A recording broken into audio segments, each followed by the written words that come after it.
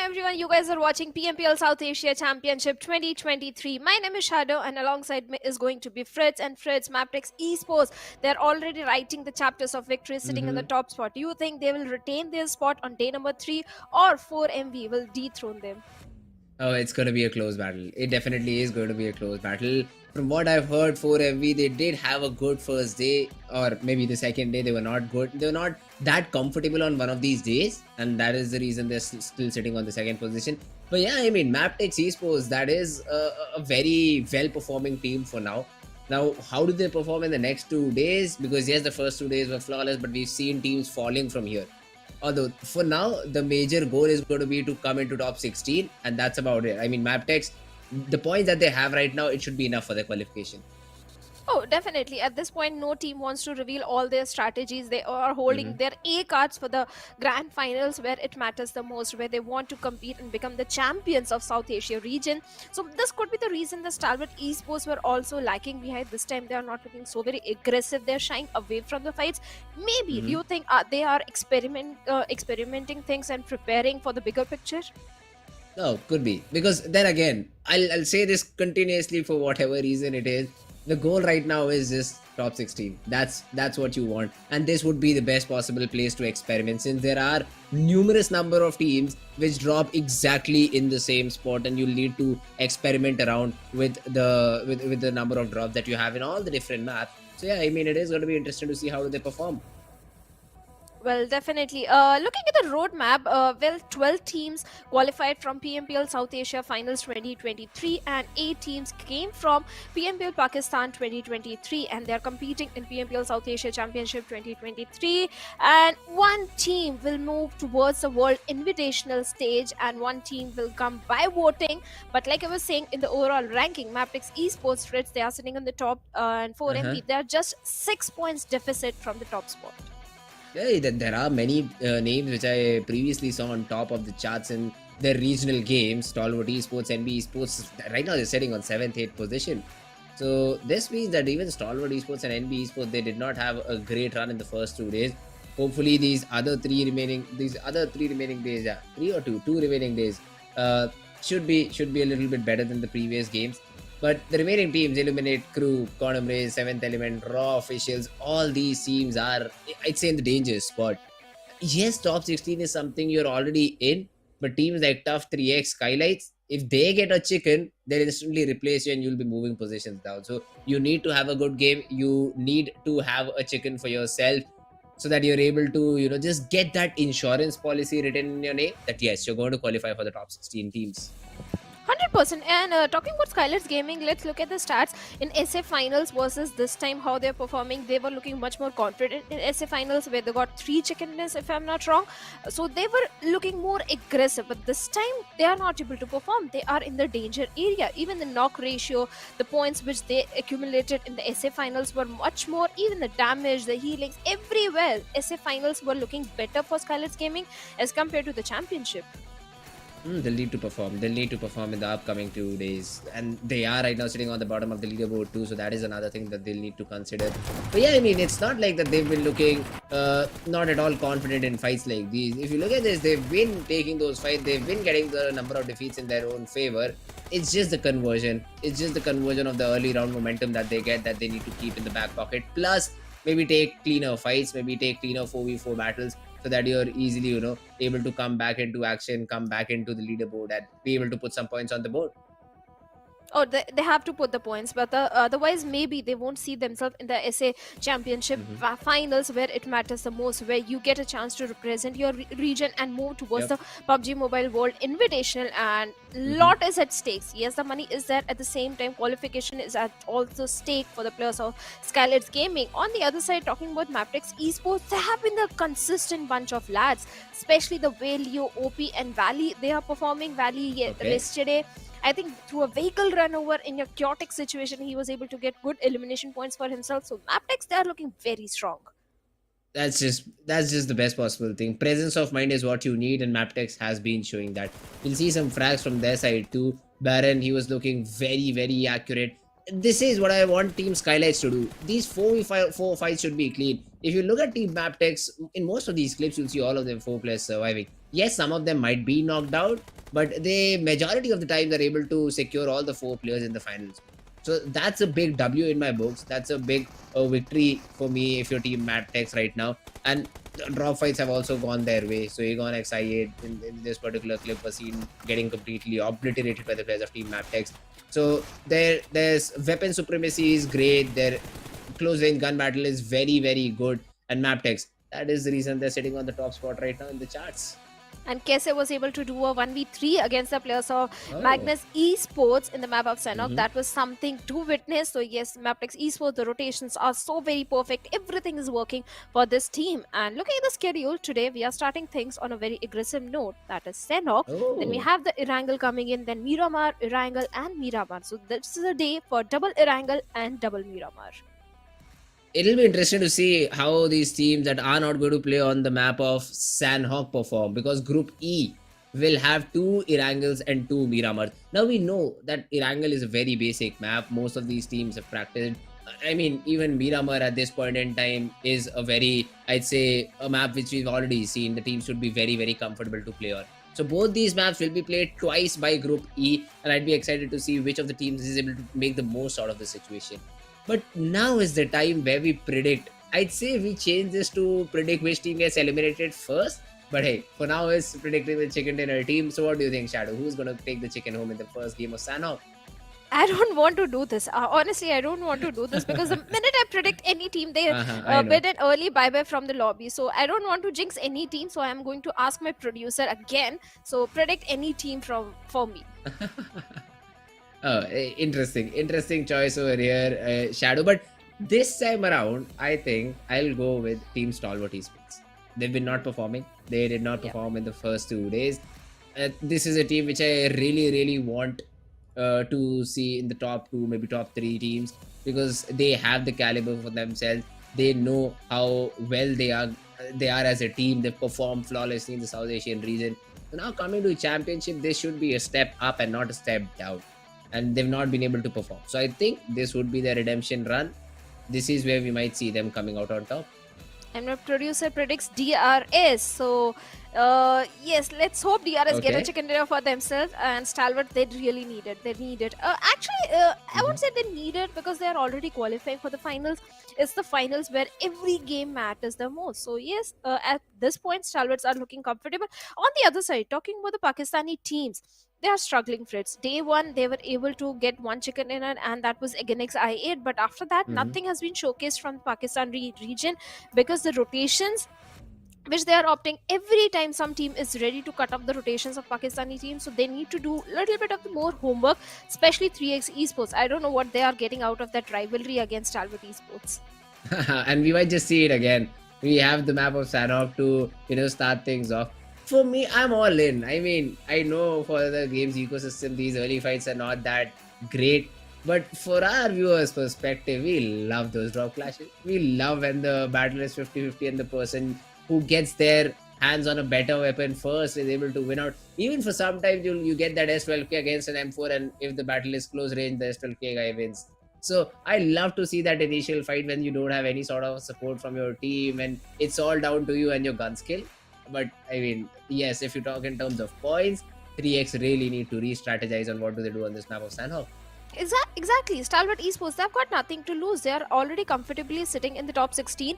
Nothing is stopping Stalwart Esports from qualifying. But 3x Esports, well, they are risking their qualification for the finals. And this is something where the mature decisions should come in. You have to be a little bit mature. Yes, that's your home ground. But sometimes you have to take risky decisions or mature decision to qualify for the grand finals. You might have to change your drop location, so go back to the drawing board and earn enough points so that you can go and take a head-on fight against the players of Stalwart Esports. But even the players of Stalwart, they tend to lose few players in that early combat situation. Yesterday we saw action was lost, but this time the flight path, it is bisecting the map in 50-50 half. It's a great plane path. But anyways, the plane path does not matter a lot on this map of Sanhok. So I'd say all these teams are still going to go to their respective drop locations. But do we have the fight again? I think this time around 3x is not there in the lobby, or they've just chosen to go on a different drop location. Because I do see Stalwart Esports still dropping in boot camp and no one near them.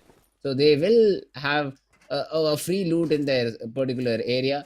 Tatmok is a region where we might see some battle happening if the players of T2K and I8 collide. Okay, no, they just stop around the region of Paradise Resort. So another hot drop location. But Magnus, they're already in the fight against the players of Team Tough here.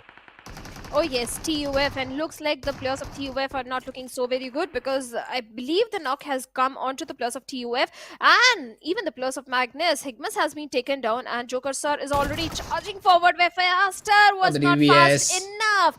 And Joker Sir with the DBS takes him down. Even Faster had a S12K in his hands, but he was not fast enough to pull that trigger. And TUF, well, they have managed to get 2 elimination points, Fritz. It won't be easy because now they're completely stuck in a compound and Rollin is coming in with the nades. Zibiandu does have a Spectre to his name. So the mid-range fight is going to favor the players of Team Magnus. Rollin, the nade did not do any sort of damage, but the revivals are coming in. Both the players are very low. The player who was still standing on his feet has been taken care of. The M249 from Zibian, the high ammo capacity weapon is dishing damage. It's all down to the last remaining player and I don't think she'll be surviving for a very long period of time. Drolin, he's just confirming the frags and the final frag onto H2SO4 gets secured and that's Team Magnus eliminating the whole squad. Oh yes, Team Magnus, they have managed to eliminate the entirety of TUF, but in return they have suffered heavy casualty, Fritz. Two players already lost, and Zibian and Drolin are the only two players surviving from their side. I won't say it's a fair deal at such an early stage of the game. And on the other side, we have the players of Raw officials also going up against the side of Quantum Rage. Quantum Rage, they have been showcasing signs of redemption, but Raw officials, they were really struggling on day number 1 and day number 2. And looks like this fight is going to be so very critical. Even the position of Goku is going to be very critical. If we manage to go for the flank angle and backstab the players of Raw officials, I think this fight can go in the favor of Quantum Rage. For now, Quantum Rage players, they're not giving too many sound cues, and Halsey is prepared with a grenade, but he lobs it in a very wrong direction. The fact that the players of Quantum Rage are split so much just makes me wonder that even if they're able to take this fight in their favor, these players will be picked off one by one because Raw official, they're coming in as a group of 4. So the trade game for Raw will be on top and not for Quantum Rage. The nade though from Yetta Uta is able to take down Halsey. And Raw, this is the opening I think they needed. The players up top, Senior and Quantum, will also be bombarded. The nade is good. Senior tagged a little bit. The push coming in through, but Senior is able to find the head of Yetta Uta. The knock will be there to give some more pressure, and Senior on the other hand will confirm the frag. So Quantum Rage, yes, they've lost Halsey for now, but seems to have the upper hand in the fight. Oh yes, they definitely have an upper hand. They have those DBS S12Ks in their hand as well. Claw with a grenade might be looking for some sort of connection, but can he get that value out of a single grenade? I don't think so. Healthy is bleeding, and Tanatan comes and takes on Claw over there with a DBS shot, and looks like Quantum Rage, they're definitely winning this one. Senior gets one more knock onto the players of Claw, Raw officials, and the only man standing is going to be Zodi. Now Quantum Rage, they have to prioritize the rescue mission as well, and looks like Halsey is again back on his feet. There is no way Zodi can pull this off, but no, Halsey is still bleeding, begging for help, and Zodi in a 1v3 situation. So the DBS though can be very, very dangerous in these close range angles. He's been brought out to 30 HP but still gets a knock. And he's trying to go for the confirmation. It won't be there because Tanatan will come in with the support. The revivals will also be thrown in. So Quantum Rage, the spacing worked to their advantage. They're able to eliminate the whole squad in front of them. I mean, for a second I thought Raw would just go in as a stack of 4 players, clear out these players one by one. That was not the case. They gave Quantum Rage exactly what they wanted, the individual battles, and Quantum Rage come out on top. Well, we have been witnessing this drop collision since day number 1 between the players of Quantum Rage and Raw officials, and every single time Raw officials, they are opting for this very drop. Yes, I do understand that you have a certain love for your home ground, but you also have to understand your positioning inside the overall ranking, and even the players of Raw officials have to plan something different. You can loot on the outskirts of the area and then take a head-on fight with the players of Quantum Rage, because every single time Raw officials are the one suffering heavy casualty. On the other side, talking about the players of Leo Esports, Compared to SA finals threats, this team has showcased tremendous improvement in their Hmm. gameplay. Okay. Earlier, they were the most unpredictable ones, but right now, Leo Esports, every single time the rotations that are being showcased from their side are point perfect. The zone, though, for now is what interests me over here because all these teams are still standing with 4 players except for Team Reggie side, who I think got into an early battle with the players of Team Leo Esports who were able to just chime out a frag, and the remaining players of Reggie side decided to rotate off to a different position to a different angle. And Leo happy with the start that they have. They just need to convert it. So that's where the zone comes in. If the zone is with them, they'll be very happy to do to just stay inside it. AMR is what is present in the drop, and it is a very accessible drop to major of the teams because if you're able to control the compound in front of it, which Team Leo already has. It's just a quick go, check out the drop, come back because for now it's the very first zone. Most of the teams would be focusing on the rotations or maybe even loot. So this is a great time to try and go loot the drop. And I think Leo, yes, they're opting it. They're using their vehicles. They're going for the drop loot, and they'll find themselves good weapon plus even better helmets and armors. Oh, definitely. You need those level 3s, level 2s if you want to engage in early combat. But talking about Stalwart Esports, surprisingly, Stalwart Esports, they are shying away from the fights. Yesterday was a good day for the players of Stalwart, but that victory, that chicken dinner which they want, they got it in one of the game that was match number 9 with 11 elimination. But still, we expect bigger things from a team like Mm-hmm. Stalwart Esports of such caliber. This time, the circle is towards the complete southern western side where the players of IHC can benefit from it heavily. Seventh element, well, they were struggling, but looks like they are going for the waterways. Good rotations are coming in as long as no team is present on the shoreline. I think seventh element are going to feel a bit safe. Even the players of Quantum Rage can have a very good outing because southern side of the map is their home ground. They are very well aware of the geography and which positions to hold on to. So I think Quantum Rage can also benefit from the circle. All these teams will try to target the center. Look at that. Leo even wants to get move towards the center of the zone. IHC already are very happy with the spot that they have. We might see 4MV fight it out against Team Aegon XI8 if they keep rotating in the way they are. And 4MV, they're holding two different sides of Painan. I think they just want to make sure that there are no late rotators, and if there is any team trying to rotate towards the Painan region, they'll be taken care of by 4MV. So that's what they're waiting for. That's what they're hoping for to get some early frags. They won't because literally no one wants to rotate from this particular spot. So it's better for them to move more towards the other island where the zone already is so that they can achieve a better spot. Stalwart Esports, though, in the close vicinity, the teams from the same region, if they fight it out, I'd be interested to see which one comes out on top. Even the players of 4MV, Fritz, they have been having a very good run in the map of Sanhok. On the first day, also, the only good game which the players of 4MV had was a map of Sanhok. Yesterday, also, Sanhok went in their favor. So, yes, 4MV, they are looking very strong. Even in terms of the position which they are having, they can try and potentially look for a dominant control from the northern front. But on the other side, Econix I8, I don't know what's happening wrong with this team. After getting the first chicken dinner in the very first match, they have been completely missing. And looks like Falak was exposing himself to the players of Stalwarts, I believe, and he took a lot of hefty damage. Even the players of Leo Esports are also in the close proximity. So against I8, they really need to defend this compound with every bit of the strength because if they want to have a good Mm-hmm. outing in this one. But looking at the resources also, they don't have too many resources in their hands. They don't have those level 2s also. So maybe against I8, they really need to go for the secondary loot as well. Another drop dropping very close to Team Leo. This time there's an MG3. I never understood the the 8x being thrown in with sort of a LMG. But hey, if someone uses a sniper in this map of Sanhok, which literally no one does, you still have that opportunity to grab that 8x. But other than that, the level 3 utility is going to support you a lot.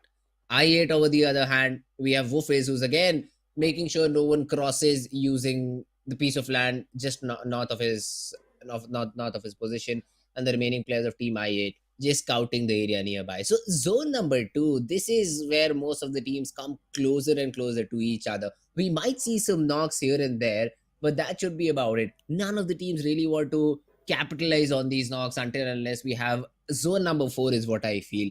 Zone number 4 is where the hard shift comes in, and that's where all the teams just barge in into each other and try to take these fights. So yeah, let's see zone number 3 though, what the shift is. It is again a central shift. All the teams on the peripheries, Seventh Element, Quantum Race, T2K, SKYLIGHTZ Gaming, I8, Regicide shouldn't have a lot of problem moving inside the zone, since again the extremities, the outskirts of the zone is relatively empty if they do go straight. But 4MV, their efforts might just be answered over here because there is a team they can fight, NB Esports. NB Esports showing on the doorsteps of 4MV and trying to challenge them on their home ground, and Fistboy connects perfect shots and takes down East over there. Already the initial opening is there, and 4MV, they have been down to 3-man squad, and NB Esports, yes, they do have an upper hand, and Refuse might be looking for the revival onto East, but that's not going to be an easy revival. And this Molotov can be so very deadly from the side of Fistboy. He can get the confirmation point onto East, and East, what can he do? He's literally begging for help. The smokes are there from the side of Refuse, but are they enough? Because Fistboy is relentless with those grenades to get the confirmation point, and finally he gets it. And now 4MV on the backfoot situation, only 3 players remaining. 4MV. East missed the first few shots. That's where the problem came in. If he gets the first knock, then his team can activate and try to help him out, try to eliminate the whole squad of NB Esports. But the player crossed safely. The backup fire from behind was present over there, and NB Esports, they find a frag for their troubles. Instantly, the answer from MV is to just group together, which should have been in the very first place. But now, for NB, they'll just do their due diligence, check every corner, check every house before trying to cross this river, where Team MV is trying to set up a trap. And let's see if this gets activated and NB find themselves in a little bit of a trouble or not.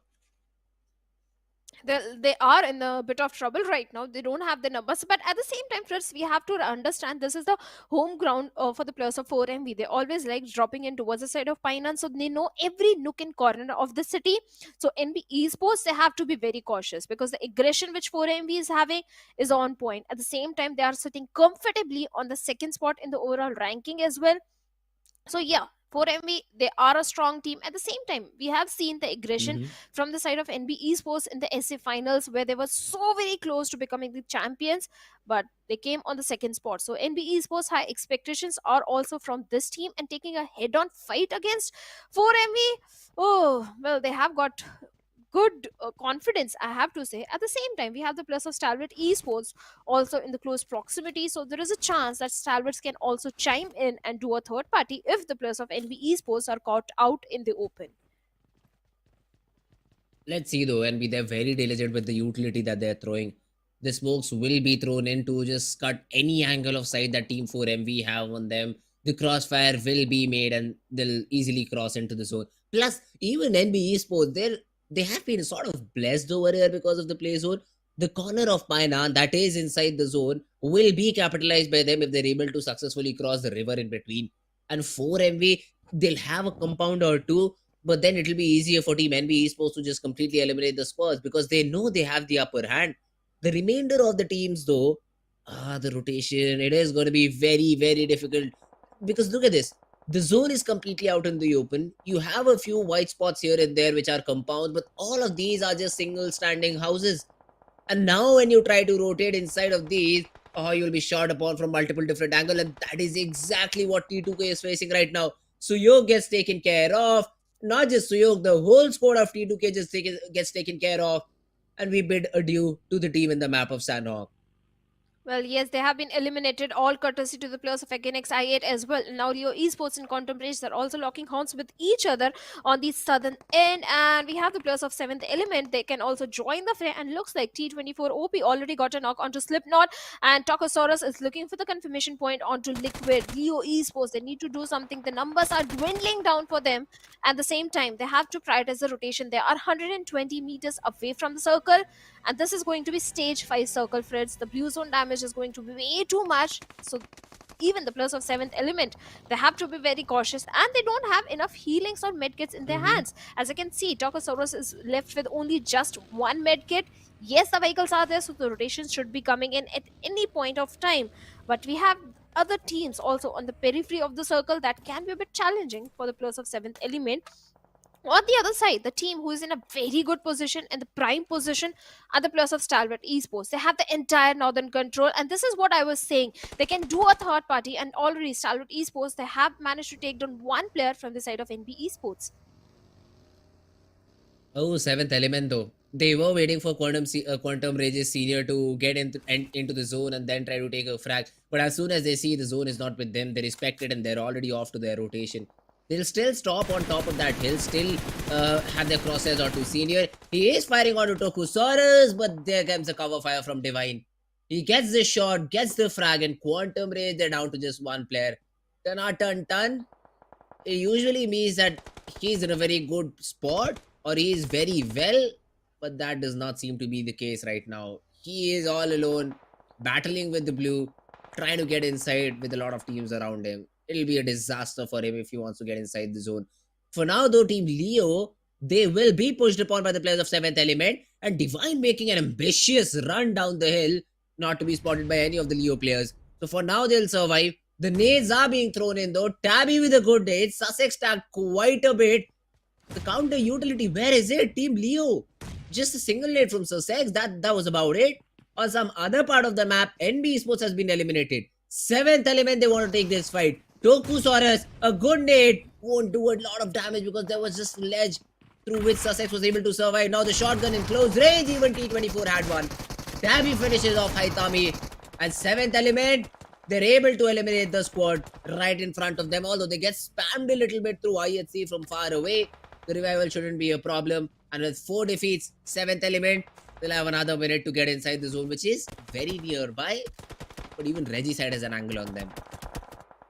And IHC as well, but right now we have Againx I8 up against the plus of SKYLIGHTZ Gaming, where SKYLIGHTZ Gaming, they have the height advantage. Mafia Ninja does have a very critical position along with No Fear, and the grenades in the hands of all the 4 players of SKYLIGHTZ Gaming are going to be so critical if lobbed to the perfection, but both the teams are not having the perfect projectile, so no value is coming out of those grenades, and it's a 4v4 fight happening on the southern eastern side. On the other side, we have IHC going up against Quantum Rage, and Quantum Rage, well, they have been eliminated after getting 4 elimination points. A lot of throwables are being invested in this fight between Againx I8 and SKYLIGHTZ Gaming Freds, but nothing is coming out of it. Yes, I8 Sky finally has been taken down, and Woofies and Highvoltage DC, they are locking horns on some other part of the map. For a second, I thought it was Againx I8 that has been knocked down, but no, it is Illuminate Crew whose players are falling down, whose numbers are dwindling down for now. And SKYLIGHTZ Gaming, they are trying with every tooth and nail to get some good value out of this map, because they have all the good reasons. They are not standing on a very good spot, but the blue zone was giving some trouble, and against IA, they were forced to make the rotation, and that is when one player has been taken out from the equation. Now against IA left with only 3 players. Goose though was spotted down, was being bombarded by the players of Team SKYLIGHTZ. But for now, he survives. Mafia Ninja around the corner, expecting someone to be a snake around here, which Sanhok has quite a lot of. Now Goose, the spray will be there. He will be spotted, but he's been able to take down one. Nima and Mafia Ninja are super low, so no peaks for now. No trades as of now, and Goose really has a chance. If he's able to take down Nima, Mafia Ninja though goes down to a nade, and Nima is also being spotted down, but as soon as he stands, that's his death. No Fear had that angle and is able to take the player down. Although the time and clock does not support revivals. So SKYLIGHTZ, I think continuing here, there'll be just 2 players surviving, Nima and No Fear. Or if, okay, there's a small chance they'll get the revival, they do. And even Mafia Ninja's back on his feet. The zone is a little bit slower this time since they're on the slower side. So they do get the revivals and even a first aid pop for AJ.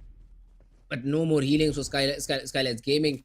There is no one contesting them for now. IHC is there, but they are a little bit far away. Team Highvoltage, on the other hand, also have to move inside the zone. One side you have Regicide, the other you have Stalwart Esports. And Stalwart already firing on all cylinders. Avenger gets a knock. IHC, on the other hand, is also taking a fight with SKYLIGHTZ Gaming. The trades are there. Godless gets another knock onto the player of Regicide. So multiple direction, multiple fights. The POV is on high voltage, and Praveen and Malik are the only two players left. Well, they are, and Cloud is begging for a revival at this point, but a revival might not come as a blue has started closing in, and there is no time. And Praveen in a close fronted battle with the players of Stalwart Esports, and IC comes in, takes down both the players, Cloud and Praveen, and Malik also goes down with that high voltage DC. They have been eliminated after getting 5 elimination on the 4th spot. Now we are down to only 3 teams, 11 players remaining. Stalwart Esports 8 elimination on already having a dominant control from the northern front. This can be the game for the players of Stalwart Esports to lose. On the other side, on the southern end, we have the players of IHC. They also have the numbers in their favor. But I think I spoke too soon, because Nirzad found Godless over there and instantly shuts him down. Alex might be looking for a revival, but Nirzad with the grenade is looking for the confirmation point.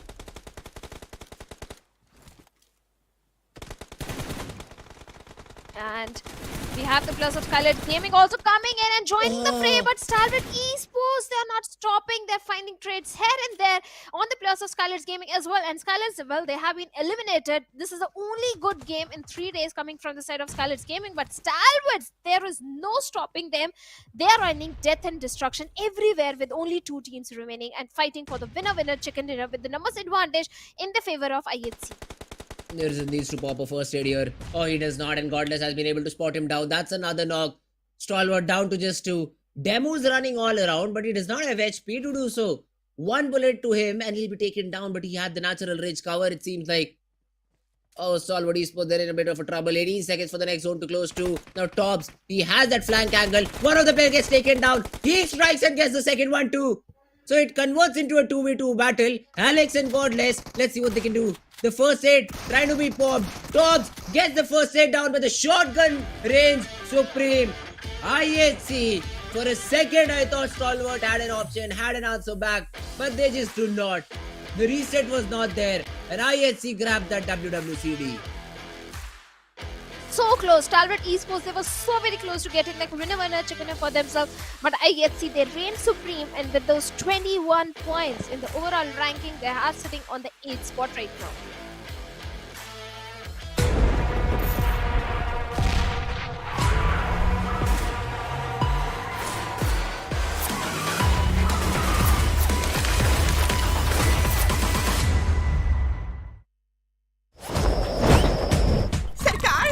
कुछ दोस्त आपके लिए gift लाए हैं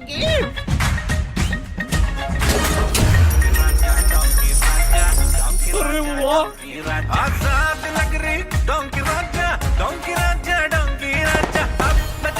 तो बस हमारा शाही लिबास पबजी मोबाइल पे पहन लिया जाए सिर्फ पबजी मोबाइल पर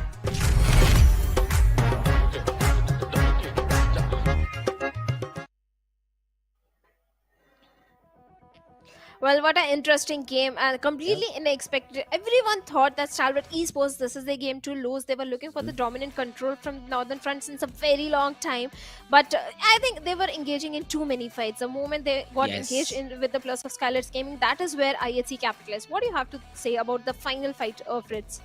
Oh, the final fight was insane. For a second, I thought it was a very easy fight for IHC, but I did not see the lurk over there on the left-hand side. Stalwart, they get a knock on some other player first, and then he stands to get another knock for himself. That was the moment, I think, that changed the game, that I think might have led to Stalwart Esports getting the chicken. Only if the player was spotted that was pushing in from the right hand side of the stone, if he was taken down first and the heal could have come through, Stalwart could have won the game.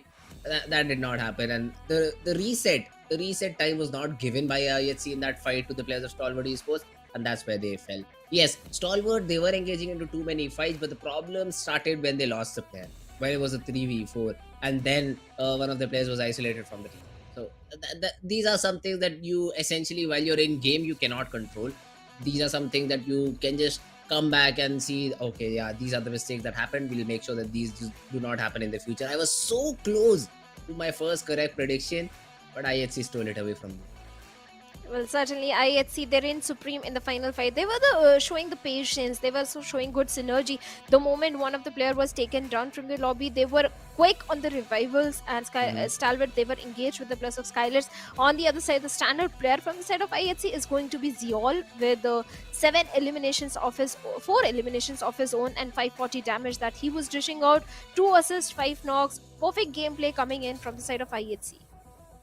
Ooh, Zol, great performance by my lad. Great performance by him, and he is the MVP of the game of Sanhok. Other than that, IC, Godless, these are another 2 players who had great impact, and IHC, obviously the number of frags that they had, there had to be 2 players in the list. Stalwart Esports though also have great representation through Tops too. IC is there in the second chart, but even Tops got 3 frags to his name. But yeah, I mean, overall damage, it's IC who has been able to dish out a lot of damage. Joel, on the other hand, he was the MVP since his team got the chicken, and that was a little bit more impactful rather than IC's damage. But overall, a great performance through these 2 teams. The other teams are also there in the list which performed better, but we'll have to see the overall standings for that. Well, we will be waiting for the overall standings, but the highest elimination are coming for Zeol from the side of IHC. Even Alex in the final fight, the moment he rushed towards the player Tops of Stalwart Esports with the DBS in his hands, I think that is where they got the chicken dinner for themselves. Perfect rotations were coming in. Tops didn't anticipate that from where exactly Alex will be coming in. On the other side, IC will always an impressive one. Highest damage from his side, highest assist, but the highest healings done are from the side of Quantum Rage because they were taking the too much damage. They were engaging in too many fights as well. But in the match ranking, IHC, they are on the top with 21 points. 11 eliminations to their name. Exactly same as Stalwart Esports. They also got 11 to their name, but then again, the difference between the first and second position are the 4 points. And that is the only difference between IHC and Stalwart Esports. But this is a good start from both these teams. I mean, IHC and Stalwart Esports, these were the teams which were really looked forward to in the first 2 days, but did not perform as greatly as expected. But now they're on the way back. Now talking about the overall ranking too, let's see the effect that it had. Stalwart, they've pushed up a few ranks, 2 ranks improvement over there, 73 overall points. But now when you compare it with the team sitting up on top, which is Team MABETEX Esports, they played 1 map less and still are on 90 points and still on top. So I mean, it is a long climb for the players of Stalwart Esports. Even Highvoltage have climbed, not climbed, they are in the same spot, but they've reduced the gap between the first and the 4th position. So yeah, I mean, overall ranking, we do see some progression from Stalwart Esports and IHC, but that's about it.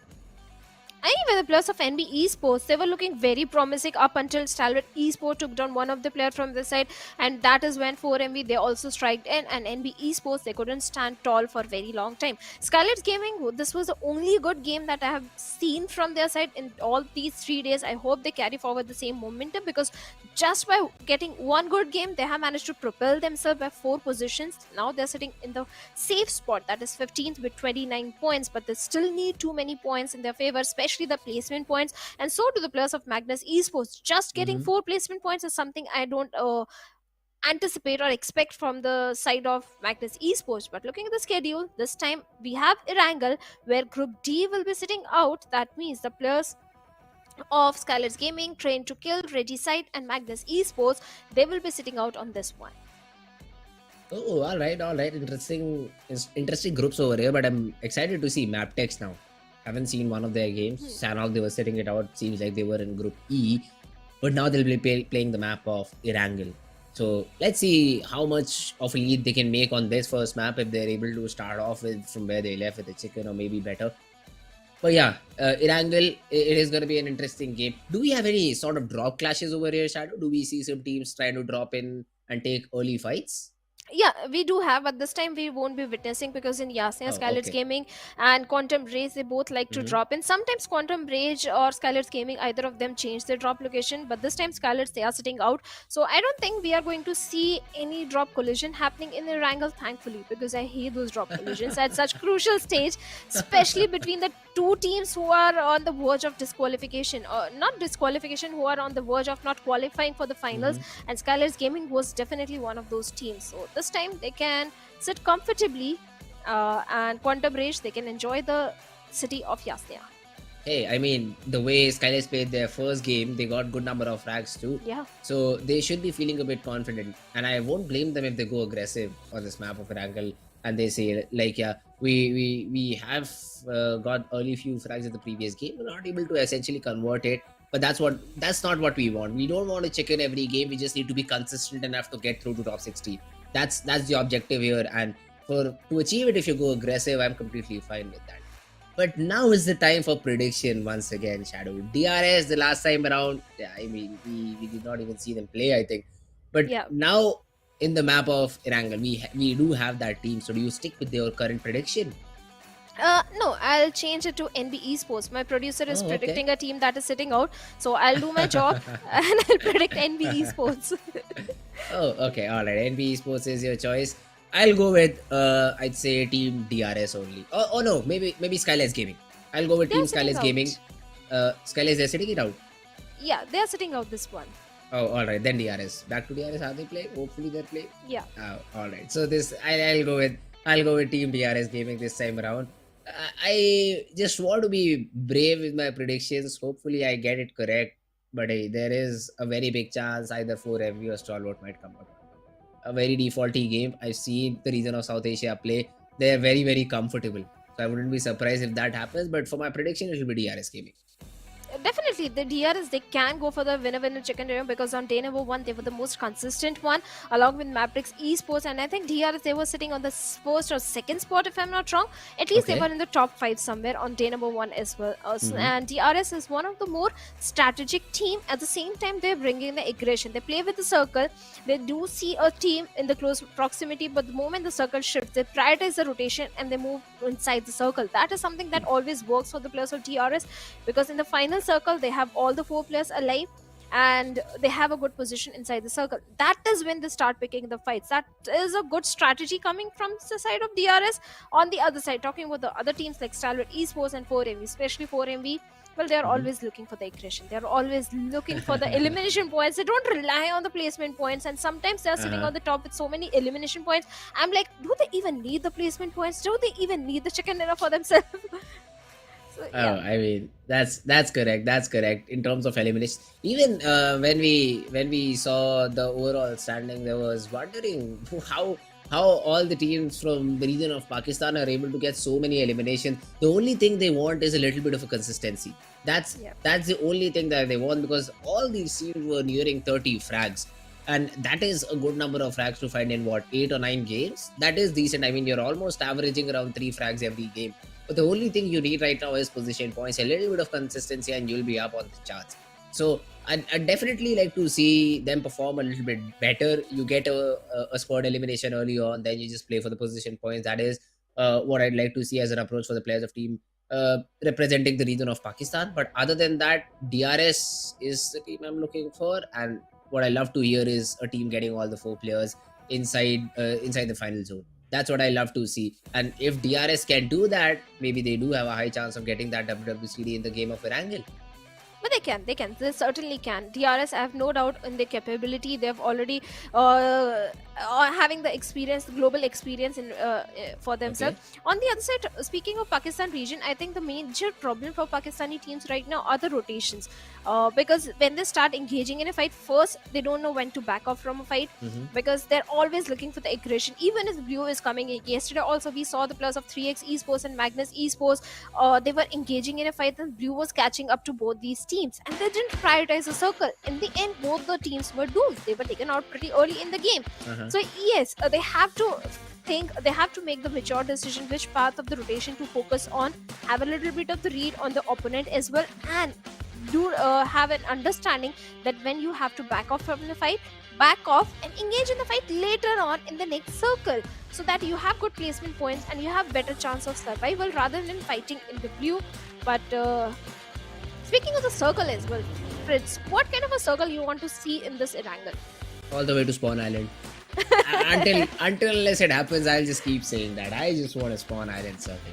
Even if not the final zone, I want the first zone to at least include that piece of land, because I've never seen it being there. You need to give our very worthy players in the server a chance to at least go there and loot. So that will be a very, very north-oriented circle. which like on the real main map ends around the region of Rozhov. That is the only way possible for Spawn Island to be in the first circle. But yeah, jokes apart, military base also is a very interesting circle, is what I feel. When you force the teams to rotate via the bridges, when you force the team to take a dive into the river, or maybe even it's an ocean, because I don't see anything around it. So maybe force the teams to take a dive in the ocean and then try to either swim it out or maybe use the boat for their rotation. That's what I like to see. That's when the teams who usually drop in the southern part of the map have a little bit of an advantage. Stalwart would be one of those teams. But yeah, I mean, I'd like to see where the first zone goes. But talking about the plane path, starting from Milta Power and going all the way up to Jajapol, a little bit towards the northern side, this will definitely help the teams that poised to go in areas like Yasnaya Poliana. So Corner Brace, they'll be loving the circle that there is right now. The other teams though, Primos, not so fair and good for you, the team that usually landed there. So they might drop around the region of Gatka, try to take a vehicle, and then go above with their rotation. But by on the basis of mini map, I do not see any early fights here. Oh yeah, this time we might not see too many early fights happening, but towards the side of farm, there is a possibility of raw officials and the players of Illuminate Crew and Seventh Element lock horns with each other, because there is a major cluster, and looks like we already have a first blood situation coming up where the player of Seventh Element have been eliminated. Not just one, two players have been eliminated, and Seventh Element not having a good start. This team is really struggling. When you are paragliding, you already see there is an enemy. You might have to change your course of path, but that didn't happen. And Seventh Element, well, they lost two players in the city of Pochinki as well. We have drop collision happening, and for me, this time they're not going towards military base. They are in the drop city of Aganex I8. But are the players of Aganex I8 prepared for it? I don't think so. The split that Agonix I8 have is a very interesting one. So if Goose gets attacked, there's just one player to help him out who's very, very far away. So he has to be very careful with the position that there is. No support is arriving anytime soon, my man. So you need to be careful with the compounds that you loot. He has got a UMP 45 and a DP, I think. Better than what the players of 4MV have, though. Doc and Refuse have found good rifles to their name, but East, he has a rifle. I think the second one's a crossbow, but does not have any armor or helmet. So this is something you'll need to be very careful about while taking these early fights. And both these teams are in sort of a stalemate situation. They cannot rush their opponent's compound. I8, I'd say, is a little bit worse considering the split that they have right now. Ghost is completely alone. And if he even tries to cross here, East will pepper a few shots onto him. And that could be a reason why he goes down. But other than that, both these teams, they've got themselves the compound. The compounds are completely divided. They're looting in it. I'd like to see when it comes to a breaking point and when these teams start to fight out. Well, they will. They're kind of a stalemate situation, but Pochinki is not easy to have a 4v4 fight. There are so many angles from any window. Anyone can shoot in your direction and take your player down. So it's not going to be an easy fight. Yes, again, XI8, they're holding on to the perfect angles. The way they're trying to converge the plus of 4MV from multiple directions. Looks like they do have an upper edge, but at the same time, the resources also, because all I see in the hands of Blade are the five smokes. He doesn't have any grenade or molotov that he can lob and find a knock and an opening onto the plus 4MV. But surprisingly, both these teams in the city of Pochinki, no one was expecting either of them in Pochinki. Against I8, they usually like dropping in towards the side of Kori. 4MV, they do go towards the side of military base, but this time the team that usually comes in the city of Pochinki are sitting out. So these things do happen. These things do happen. On the other side, talking about Stalwart Esports, well, they are enjoying the entire city of Novoripnoi. Definitely, their bags are going to be pretty full. And they might be looking for a chicken dinner this time. The last time they missed it, maybe this time they can get it. My favorite city to loot. And I love all these open spaces, you know. I don't like to be in compounds, searching every room, going through everything that there is. On these containers is so easy and free. You just walk onto one of these containers, you just see what's on top of it, you get to have an idea of everything, and you just need to go into one side to get any of the loot. So it's very easy to loot in situations like these. But this situation that seventh element is, oh my god, this can be dreadful. But does even Team I8 know that there are two players of seventh element in this spot? Okay, yeah, they do. Nova trying to toss a nade, does not have a lot of information, so just groups up with Wufez and is trying to take the battle over here. Noah, the nade could be very, very deadly if timed perfectly. But now T24 has a nade of his own.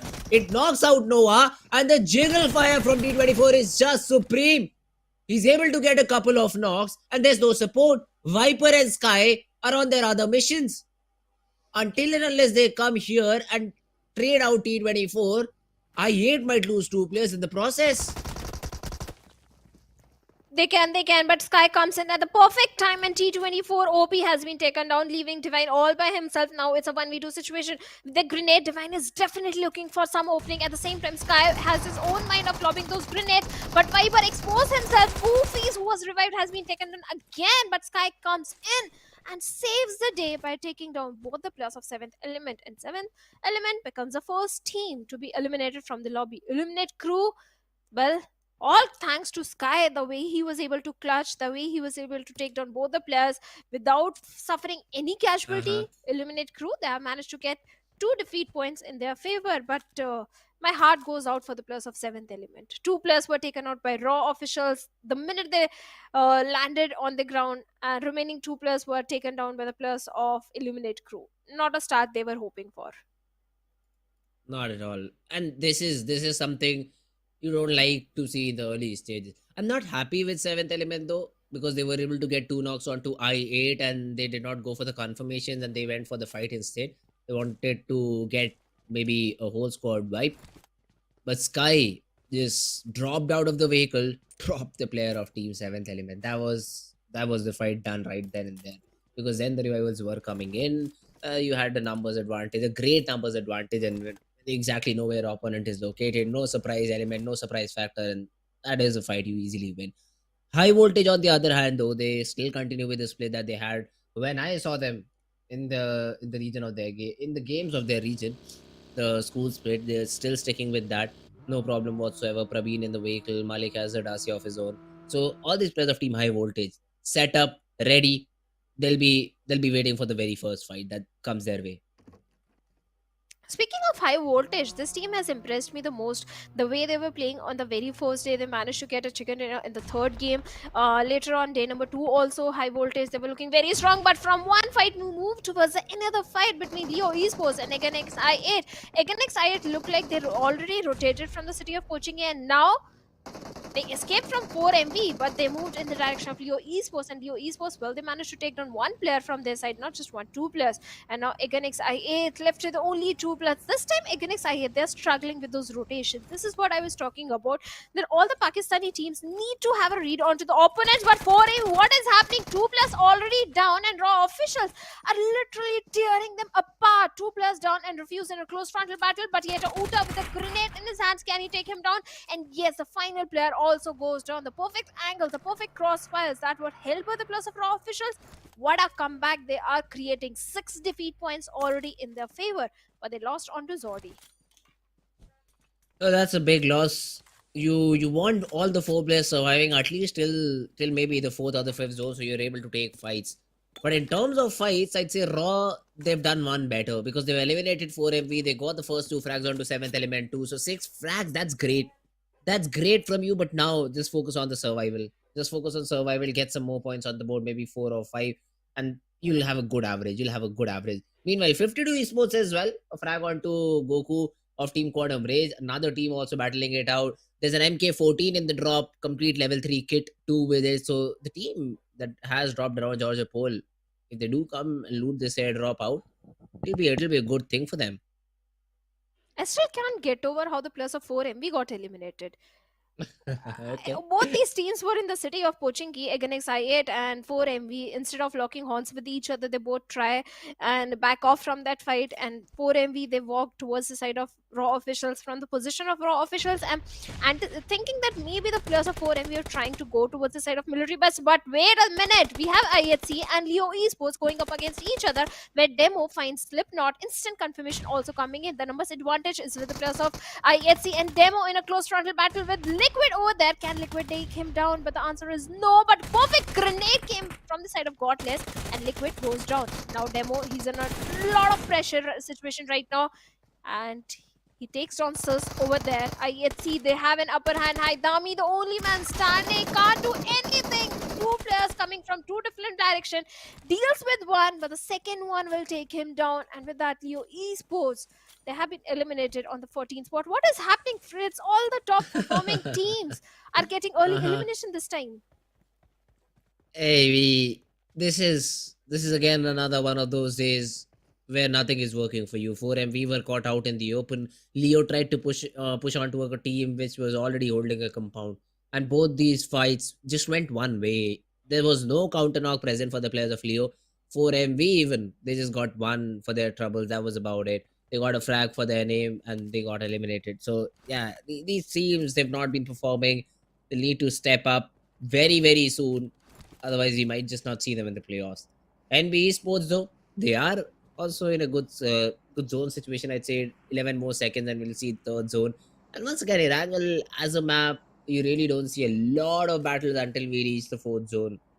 But already 3 teams have been eliminated. So we've seen some action. All right. But the zone, if you talk about it, it has gone all the way towards the eastern part right now. Gatka and Pochinki is where the zone is located, and we do see a lot of teams interested in the city of Pochinki. DRS already have the church area for themselves. Igor XI8 are holding outside the barn houses of Pochinki, and these are very strong positions right now inside the zone. You have access, you have information to ruins, if not some shots, if you're on church. I8 can already, Igor XI8 can already just have information towards the Gatka region. So it will help you make faster and quicker decision if the zone shifts out from this particular position. So you'll need to be very quick with the rotations, but you'll have that information. For now, the team Tough made a very weird decision of stopping over here. Yes, they do get a frag, but at what cost? You've lost Thor. A lot of shots are being taken upon you, and looks like it will be a very big bloodbath over here for both these teams. Well, TUF, they have an height advantage. They have the uphill advantage in their favor, and they're using it to perfection. 2+ already eliminated, and Healthy is the only man standing from their side. And Joker, so with the DBS in his hands, what just happened? How can he miss that shot? But Healthy was quick to retaliate with the DBS, and with that, TUF, well, they have been eliminated. This was kind of not expected. I thought the players of TUF were having the upper hand. There were 2 players. One player was bleeding, and Healthy managed to eliminate both of them. Well, kudos to him to elimination of his own 4 defeat points, but he's the only man standing, Fritz. That's the main problem. And looking at the circle, yes, the major rotations are coming from the eastern side. Most of the teams are committing to the city of Pochinki. But look at the position of IHC, which the players are having. They're holding on to 2 major compounds of Gatka. And this is definitely a Gatka circle, so this can be the game for the players of IHC to lose. Interesting positions here from Camaro and Miracle over here. They're still sitting in Pochinki, and now their rotations will be hindered quite a bit. They cannot move towards Church since DRS has a stronghold there. We recently saw a team in the Pochinki Barn House too. So they basically cannot go towards the northern part of the map. They cannot go towards the eastern side of the map. And Western is already outside the zone. So it will be a very difficult spot for them to get out of. I'd be interested to see their rotation. DRS though, for now not struggling at all. They will be able to deliver a few shots. One of the players who's all exactly on Church will be able to deliver a few shots onto the players of Team MABETEX who are trying to rotate. But on the other part of the map, 52 Esports, they're fighting it out with the last remaining player of Quantum Rage. Halsey has already been brought down to about 40 HP left. Hassan, he's still peppering some shots, just denying Halsey that reset he wants so desperately. And already 52 Esports can be seen crawling towards the player. Halsey tosses a nade. It's a good nade. Hassan might just get tagged a little bit, but he just decides to push in, get the frag, and eliminate Quantum Rage off the server. That was bound to happen. It was a 1v4 situation. 52 Esports having 2 defeat points for themselves, at the same time having the complete northwestern control for themselves. Now the next circle is going to decide the fate of so many teams, and suddenly the circle takes a southern eastern shift where IHC, yes, they are inside the circle. At the same time, Stalwart Esports, they are on the southern end. This can be the game for Stalwart Esports. Looks like, or maybe go in the favor of IHC, is going to be the entire replica of the previous Sanhok. It's giving the feel like that. On the other side, we have the plus of DRS in the city of Pochinki. Then we have 3x Esports as well. And DRS might be looking for some rotation. For up until now, this is something I like about DRS. They always play with the circle. The circle shift has come in. They're ready with those vehicles to go for the rotations. Instead of engaging in a fight, they just wait for the fifth circle. The minute into fifth circle, they have a good position. That is when they start striking. That is when they start picking up the players and picking up the fights. And if in the final circle they have the numbers, GRS can get a chicken dinner. Let's see though. 3x Esports right now still holding around poaching, and there's another addition to the city. It's MABETEX Esports. Now they do not have a lot of time. They need to get inside the zone. So I'd like to see the transition of MABETEX Esports from this position to whatever compound they want to hold. Because I think 3x will be a major part of their rotation. They'll have to fight it out against Team 3x Esports. Wall is already crossing the road. The remaining 3 players also might just go the same way. But do they expect 3x to be here? That's my major question. Kese is able to take down Miracle, who was trying to hold the triple story outside the poaching key region, and now Mom 2 exactly knows what is coming his way. They are in the gutters right now, they are in the sewers, and Miracle though, Kese tosses a volley and gets that confirmation. So 3x, who I thought will have the surprise factor for themselves, get caught off guard and have lost a player in the fight. Oh, there is no way 52 can make it inside the circle. There is no chance. They are at the mercy of the blue. NB Esports are also ready to gatekeep them. This is no way that 52 can make it inside. Yes, the vehicles are ready, but Mondo Boy is also ready with his M416. And what just happened? Maybe I predicted wrong. The vehicle is going to help the players of 52 Esports to go for this rotation. Now, NB Esports, they also have to make those rotations. Otherwise, they will be at the mercy of the blue. But Akaze comes in, takes Tapatab from the side of 52 Esports, and the only player remaining from 52. How long can he survive? But now NB Esports, they have another enemy right in front of them in the name of Highvoltage DC, and Mondo Boy with a grenade gave away his position. Nothing coming out of that grenade. Now Probeen knows where the players are, but finally Mondo Boy comes in with a perfect grenade, takes him down. The follow-up nade was perfect. It was perfect, and it's all down to Jiggle right now to hold the front, because the support is a little bit far away. We will have, I think, the players of HV trying to get into this battle with the vehicle that they have, but Jiggle stands up, gives away his position, is able to secure the frag though. So NB Esports, yes, they do take a loss, but Highvoltage Malik is able to come very near to Probeen. They're being shot on as well. Probeen dropped to very little HP, is able to touch the player of Highvoltage though for now. So the revival might just come in, and Highvoltage, it'll be a 2v3 only if the revival is successful, which it isn't. Malik being shot at again, I think, by the players of Team Aegon XI8.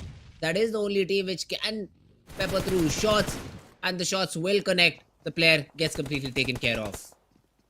He does. Even the players of 3x are not in a very good state right now. They are engaging in a fight with the players of MABETEX Esports. Mom2 going for the revival onto Zarbaf, and MABETEX knows where exactly the players are. The DBS can that save the players of 3x, and the answer is no. Mom2 does get a knock onto Wally, but Leo was there for the backup, and instantly 3x Esports, they have been eliminated with 0 elimination points. And MABETEX, well, they have 4 elimination points of their own.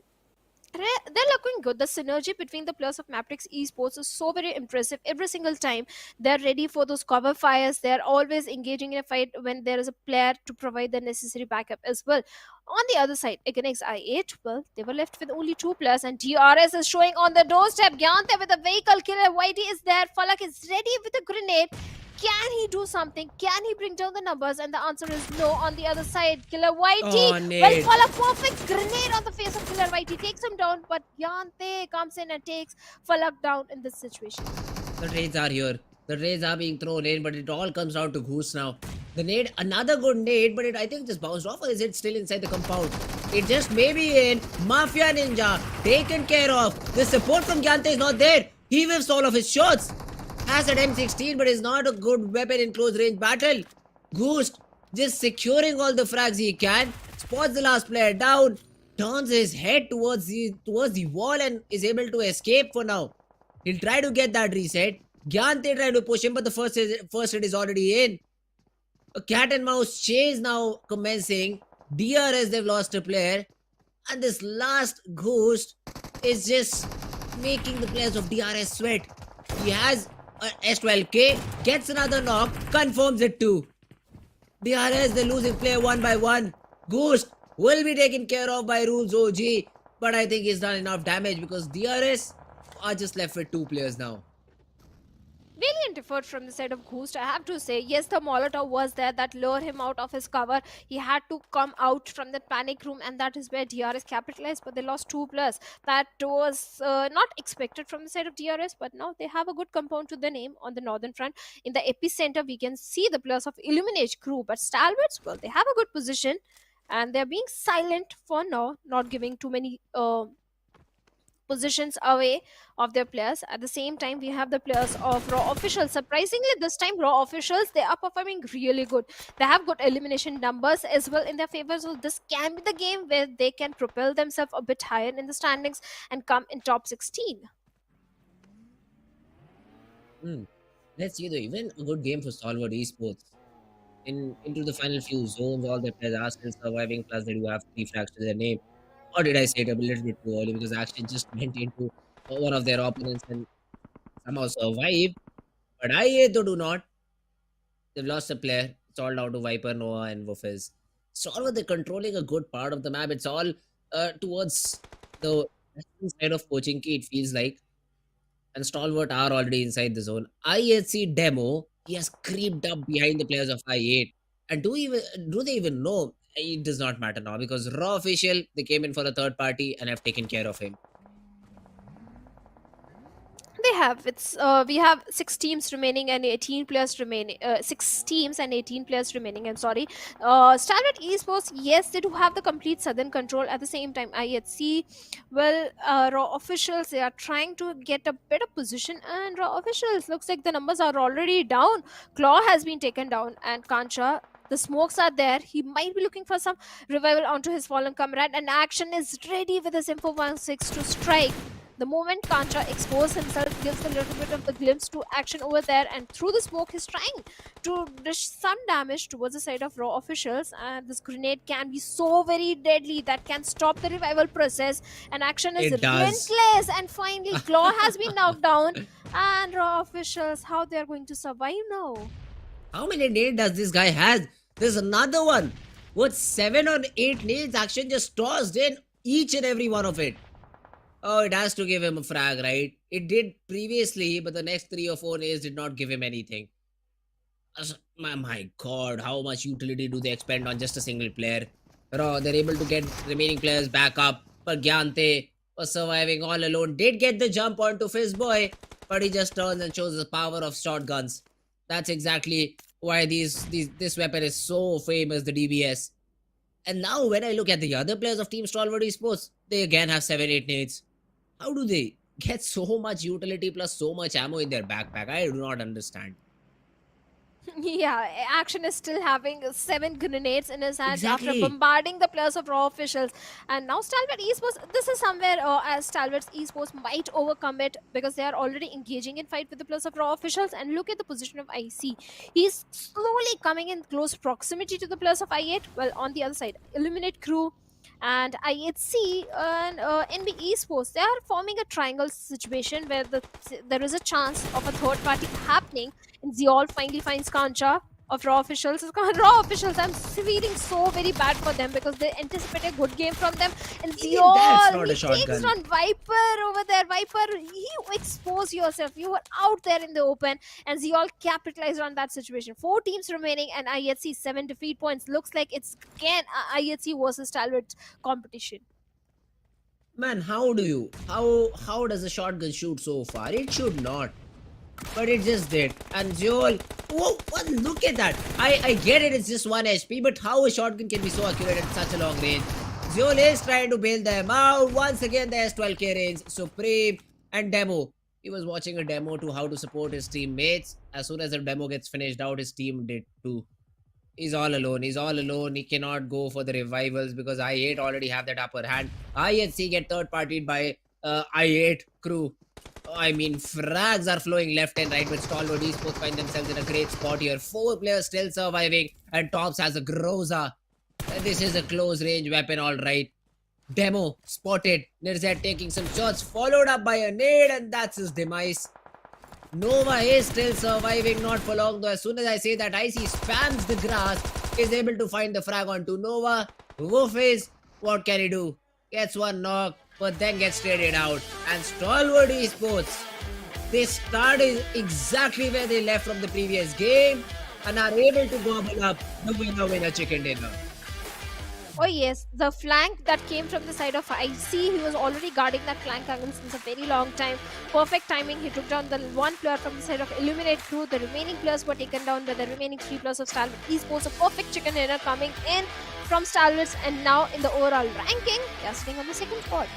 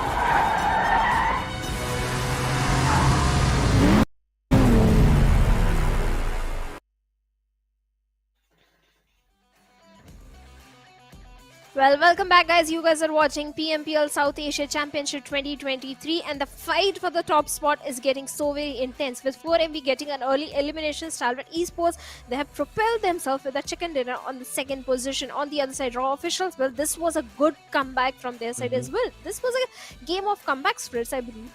Oh, it was a game of comebacks, and Stalwart Esports, they just showed dominance. They were quite for a little bit, I'd say, like maybe for the first 3 or 4 zones, but after that it was just a killing spree.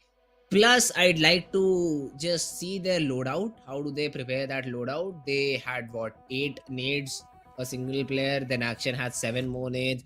That's like 15 nades. It's enough to just bombard the whole map of Erangel. And where do these nades get stored? Because they were spamming the smokes too. So I mean, the ammo had to also be in 300 numbers. They also had good enough number of hits. How do they store these nades, in the buggy or the vehicle that they're carrying? I mean, I'll have to go and check it out. But great performance shown by the players of Team Stalwart Esports. They see one player, they toss 8 nades. I don't know how you're surviving that. Even I was very surprised how Action and that situation was having so many grenades. And yes, after carpet bombing the players of Raw Officials, they did manage to bring down their numbers and get good elimination points for themselves. Yes, Stalwart Esports, they are bringing the elims, they are bringing the chicken dinners for themselves. Looks like Stalwart Esports are again back in the action. No one is going to stop Stalwarts from there on, from here now. Not at all. On the other side, 4MV, this was a surprising elimination for the players of 4MV. We went to that fight very late where they were engaging with Raw Officials. I don't know how 3 players were already down from 4ME. Maybe through grenades, or I don't know. I have to recheck, but that was a surprising elimination. Ooh, all right, but there is another surprise for you guys. We'll see who had the most impact in the whole game, and it is this time again a player from IHC Esports. All right, Ziol, 4 eliminations to his name. The only department where he lagged was healing, but that is a department where every player would like to have that number down to 0. It's just 70 for him. He healed himself once. I think he just popped the first layer, and that is exactly what you recover in terms of health. But yeah, that's a great performance coming in from the side of Team IHC too. We did not see them in the top 2, but hey, overall, I think the number of eliminations were there for IHC, and we might see them somewhere in the top 3 once we see the match standings. Well, we can, and the players that need to be focused for this game, definitely Ziol from the side of IHC. His addition in the squad has been so impressive. Ziol, Godless, all the players of IHC are very impressive. Even in the SF finals and the league plays, IHC was having a very impressive run. Yeto Uta also there with the highest damage. Yeto Uta from the side of Raw, he has been the most impressive player, I have to say. Every time Yeto Uta is alive, the team performs really good. But if Yeto Uta is taken out of the equation, the players of Raw Officials start losing onto their confidence. But this time, Raw Officials, they have shown signs of improvement. Even Fistboy is having 3 assists. MABETEX Esports also having a good outing, but on the top we have Stalwart Esports in the match ranking. 18 total points. They did lack a little bit in terms of elimination, because whenever we think about Stalwart Esports, we definitely do see double-digit eliminations. That is not the case this time around. But IHC, yes, they came I think third over in the overall standing, but because of the 9 eliminations they had, they're sitting on the second spot in the match ranking. I8 follows them with 11 points. So it's again a lot of teams from the bottom charts are rising. MABETEX, a team which I was personally excited to see, did not perform that great. They were able to eliminate one squad, but overall 5 points to their name. They still might be on the top, but we'll have to see what Stalwarts did, because 18 points, I do not exactly remember the cap. So let's just look at it. Let's just look at the overall rankings and see if MABETEX is able to maintain their lead. For now, they are, but that's just a 4-point gap between Stalwart Esports and MABETEX Esports. Yeah, Stalwart, they're only 4 points deficit from the top spot, but they have propelled by 3 position. Even the players of IHC, they have propelled themselves by 2 position, and they are sitting on the 6th spot. MABETEX Esports, well, they have played only 9 games. They do have an extra game advantage also. So maybe if they keep up the consistency, if they keep up the good games, they can retain their top spot. Otherwise, for Stalwarts, the next stop is going to be on the top spot of the overall ranking. On the other side, 3x Esports, their misery continues this time again. Bad performance coming in from their side. TUF, they were also taken out pretty early. I don't understand how TUF can mess up at that situation. They were having the height advantage, and Quantum Rage was left with only 1 player remaining. Well, kudos to Quantum Rage for pulling that clutch situation in that moment. Quantum Rage, they are sitting comfortable, but Raw officials, finally, they Great have jump. propelled themselves. They have taken a jump of 4 positions and now sitting on the 13th spot with 37 points. I'd say any team below 40 is still not safe. Even Quantum Rage Yeah. is not safe sitting on 40, because 52 Esports of 29. Just a 11-point game is what differentiates Quantum Rage and 52 Esports. So none of these teams are safe enough. I8, Iconics I8, I'd say they're okay for now, but then they'll need to perform a little bit better in the upcoming games. But yes, guys, that was about match number 12, overall game number 2 for the day. The map of Erangel, ruled by the players of Team Stalwart Esports. But now is the time when we jump onto the first Miramar of the day. The land of DMRs and snipers is what I love to say about this map. But let's see who reigns supreme, because recently I do not see any DMRs or snipers, and I'm super sad because of it. Well, yesterday we did see that AWM action in the hands of Dog of 4MV, but this time the Group C is sitting out. So that means 4MV, IHC, Eganix, I8 and 7th Element, they are sitting out in this one. So again, the prediction game. Fritz, which team you think is going to get a chicken dinner in the rainy desert forest? Ooh, I really do not have an idea. Let's go with the safer bet this time around, Stalwart Esports. They did it the previous time. I just hope they do it this time around too. Well, I also hope, but at the same time, I think even the players of DRS can get a chicken dinner, because the first Miramar chicken went in the favor of DRS. So maybe. Are they playing? Yes, they are playing. So I'll go with DRS. Oh, interesting choice over here. We just swapped our predictions, I think. You went for Stalwart the previous time? Or no, you went for some other team? I went with NB Esports. Oh, okay. You're wrong. You were wrong. This time I'll be correct. That's what I hope for Stalwart Esports. They ended up second in the match I predicted. So I mean, second's also not a bad spot. If you guys come second again, you guys can call me or maybe tag me on my Instagram. I'll predict for you, and you'll be able to come second every time. And if you were able to win with that consistency, we just be partners in the future tournaments. But yeah, other than that, Stalwart Esports, I just want a great performance from them once again. We've seen the jump that they've made. They were 7th in the overall standings when we started the day, and now they're on 2nd. Yes, they played an extra game against Team MABETEX Esports and are still on the 2nd spot. But hey, if they continue with the same consistency, I'm sure that MABETEX will be left far behind. Maybe, but with that, I also think MABETEX can also get a chicken dinner for themselves in this one, because hey, it's Okay. Miramar and MABETEX. They have always been performing really good in the map of Miramar, so this Mm-hmm. can be a good game for them. At the same time, SKYLIGHTZ Gaming, the previous game which SKYLIGHTZ played, the match number one, Oh. they came on the third spot. Yes, they came on the third spot, and SKYLIGHTZ and MABETEX, at least in the SA finals, they were dominating in the map of Miramar. So there is a chance for SKYLIGHTZ Gaming as well to redeem themselves in the map of Miramar, especially if we get to witness a northern circle. And with the circle, I'll ask you, which circle you want to see this time? Prison. I Prison. want the circle to go all the way south. Maybe go to prison. Again, I know these are just weird circles. I want Spawn Island on Erangel. I want prison on the map of Miramar. Haven't seen it. That is again one of the reasons because of which I do want circles like these, because this will put all the teams out of their comfort zone.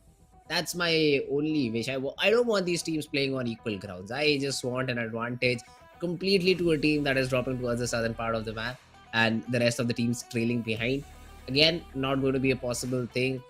The zones are not designed in this way, but we've seen Miramar to be a little bit central circles in the very first zone, because the diameter is the circumference is very big, so we usually see central circles. And I don't think so we'll see anything different this time around. Maybe. Sometimes we have seen a prison circle, but I have to say, you're quite a sadist just like me. Even I love those extreme circles. I love it when these teams suffer those crazy Exactly. circles. It's so Exactly. fun to witness all the mayhem that break loose in those circles. I would love to see a prison circle as well. Oh, all right, prison. Interesting choice over here, and yeah, let's see if this comes true or not, because the circle going prison, it's a very very hard thing to happen. But in terms of drop location, once again, I'd like to ask you, Shadow, do we see any sort of drop clashes? Do we have any teams which love to just drop into a place, fight it out, and maybe battle out in the very early stages? Not too many. First thing, we haven't seen too many Miramars, because yesterday we Okay. had no Miramar. On day number one, we had only one Miramar. So, Oh. yeah, towards Los Leones, there is a chance, but maybe this time the teams Mhm. have changed their drop location, because on the very first Erangel on day one, we saw too many drop collisions happening, but later teams decided to go for a dynamic drop. Which team is sitting out, go towards their drop location. That's why we saw again XI8 and 4ME in the city of Pochinki. So yeah, maybe this time we won't see any drop collision happening. Ooh, all right. So no drop clashes. I'm a little bit sad. I do hope though we've not seen Miramar that much. So I still do hope we do see some drop clashes early on, so that we have some action to show and share with our lovely audience. But this is the time when we jump into the game. I'd love to have your predictions as well, guys, in the chat section. Just drop which team you're supporting. Just tell us who do you think is going to rule on this map of Miramar, because we've all the 16 teams logged and loaded to play this next game. Well, definitely. And our predictions have been sealed. All the people watching, I'll ask them which team, according to them, is going to get a chicken dinner for themselves in the map of Miramar, the desert. Soon the brown desert will turn into red color with all the bloodbath that is about to happen in a matter of few minutes. But talking about the flight path, let's hope we have an extreme flight path, because I don't like those centric flight paths where it is bisecting the map and looks like PUBG gods, they never listen to my prayers. has started from Montenegro and is going all the way to Tierra Bronca. So yeah, it's a very central. This is as central as it gets, and it'll be very comfortable for most of the teams, which again me and Shadow do not like at all. We want these teams to be tested. We want these teams to be put in difficult situations. Although that's not the case, and the drops are now. Vladimir will be capitalized by a team raw official, no challenges whatsoever. And I'm surprised to see Chumasera empty for now. Maybe 52 Esports make a hard right turn and drop as soon as they do not see any parachutes in the air. It looks like a hard decision. And yeah, they're not making it. They're not making it towards Chumasera, maybe. And will drop towards a different spot, or maybe towards the lower city of Chumasera. So they'll have some good, decent loot. Regicide towards Montenegro. There's a little bit of a split, because again, Montenegro is not enough for a complete team to loot in. La Bendita, Los Leones, all these cities will be covered within, I'd say, the next 1 or 2 minutes. But the zone it is a little bit of a difficult zone since I'd say 40% of it is unplayable, it's inside water. And the city of Los Leones, La Vendetta, more importantly, Impala will play a crucial role moving forward. Oh yes, definitely. Impala, Kyoto, Perosio, these are the two cities that are going to be contested or prime contestation in this kind of circle. I'm loving the circle, yes, although it's not a prison circle, but it's still a chaotic one. And speaking of drop collision, I think there is a drop collision happening with the players of 3x esports. I want to see which other team is also there, so Okay. maybe there is a chance of early fight. Okay, it's high voltage gc and 3x esports up against each other. I don't understand why every time 3x esports are going for a drop collision when they're sitting on the bottom, what they are getting out of it. They're just figuring out, I think. When multiple regions they come together, this is what happens in the first few days. But then again, you just have 4 days to qualify for top 16. So you gotta stop taking these risks right now. Pecado is the city of choice for both these teams. And seems like 3x are the worst hit because they do not have any control of the pink building. Yes, Cairo went to the stadium, so he has decent loot. He has an M249 paired up with the UMP45, so he can provide some backup from the higher ground he has. But the fight has to be taken inside the compound, and high voltage seem to be ready to take it. Oh yes, they are ready. They are ready and prepared. High voltage GC, they have been the impressive bunch of lads in the SAC championship. But 3x esports, Zarbaf with no armor, Mom 2 with no armor, with the M16 in the close range. I don't think it is going in the favor of 3x esports. Considering the resources, the loot which they are having in their hands, no armor whatsoever. One wrong peek, one bullet to the head, and they're done. They are done. And that could be the reason the plus of 3x esports might be looking to fall back from the situation, because hey, it's day number 3, and after today it's only one day remaining, only one day and 5 games remaining to qualify for the finals. And hoping to do a major comeback on the final day, it's an impossible task, Fritz. I don't think that can happen. Not at all. You should not leave things to the very end. I've learned this the hard way, trying to study on the last day of my exam and then scoring barely passing marks. So I just advise 3x esports that won't work here. Don't leave all the hard work towards the final day. And I think they've listened. They've already disengaged. They've left the pink building. Are are they coming back or are they leaving? They're still not decided. What is the call? Okay, yeah, they've left. Mom 2 Miracles are above. They've all left. High voltage, they will be happy to take the casino side of Pecado, whereas the stadium side is being looted by the players of 3x. So now they'll be better kitted. They'll be better ready when once the fight finally comes to unavoidedness point. I don't even know if that's a word, but yeah, when you'll have to take the fight and there won't be any other option, because for now they just have a shotgun and M16 in their hands for Mob 2. So that this is not a good loadout for you to take into a battle. So good decision on to disengaging, but now how do they re-engage, or do they just take a vehicle and run off of here? Let's see. 3x, what do they have for us in the store? Yeah, they don't have the best weaponry, but yeah, it's not so easy to back off from a fight in the city of Picado, because you need those vehicles. It's an open field, and falling back is not going to be an easy task for the players of 3x esports. Yes, they're trying to grab those resources. Do realize they don't have the best of the weaponry. On the other Mm-hmm. side, Jiggle has found a level 3 helmet, but no vest whatsoever. But the shotgun, well, it can come a lot handy in the close range. S686, one of the best weapon at one point before DBS came into the picture. S686 and S12Ks were the go-to shotgun weapon for all the players, but now it's all about DBS. I hate that weapon. I don't know when the PUBG people, Tencent people are going to nerf that DBS, because I just hate it. I hate it.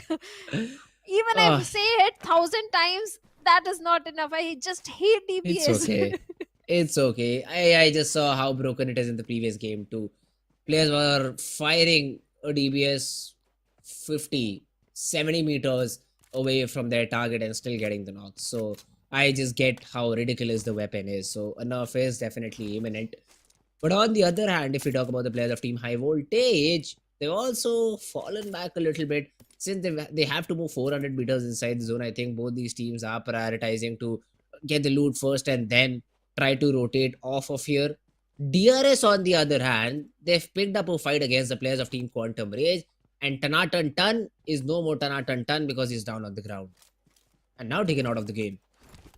Oh yes, Quantum Rage. They're suffering heavily. They have already lost one player and DRS in the city of Hacienda. They have good loot, good resources in their hands, and looks like Delta with that buggy is already closing in, inching closer to the plus of Quantum Rage.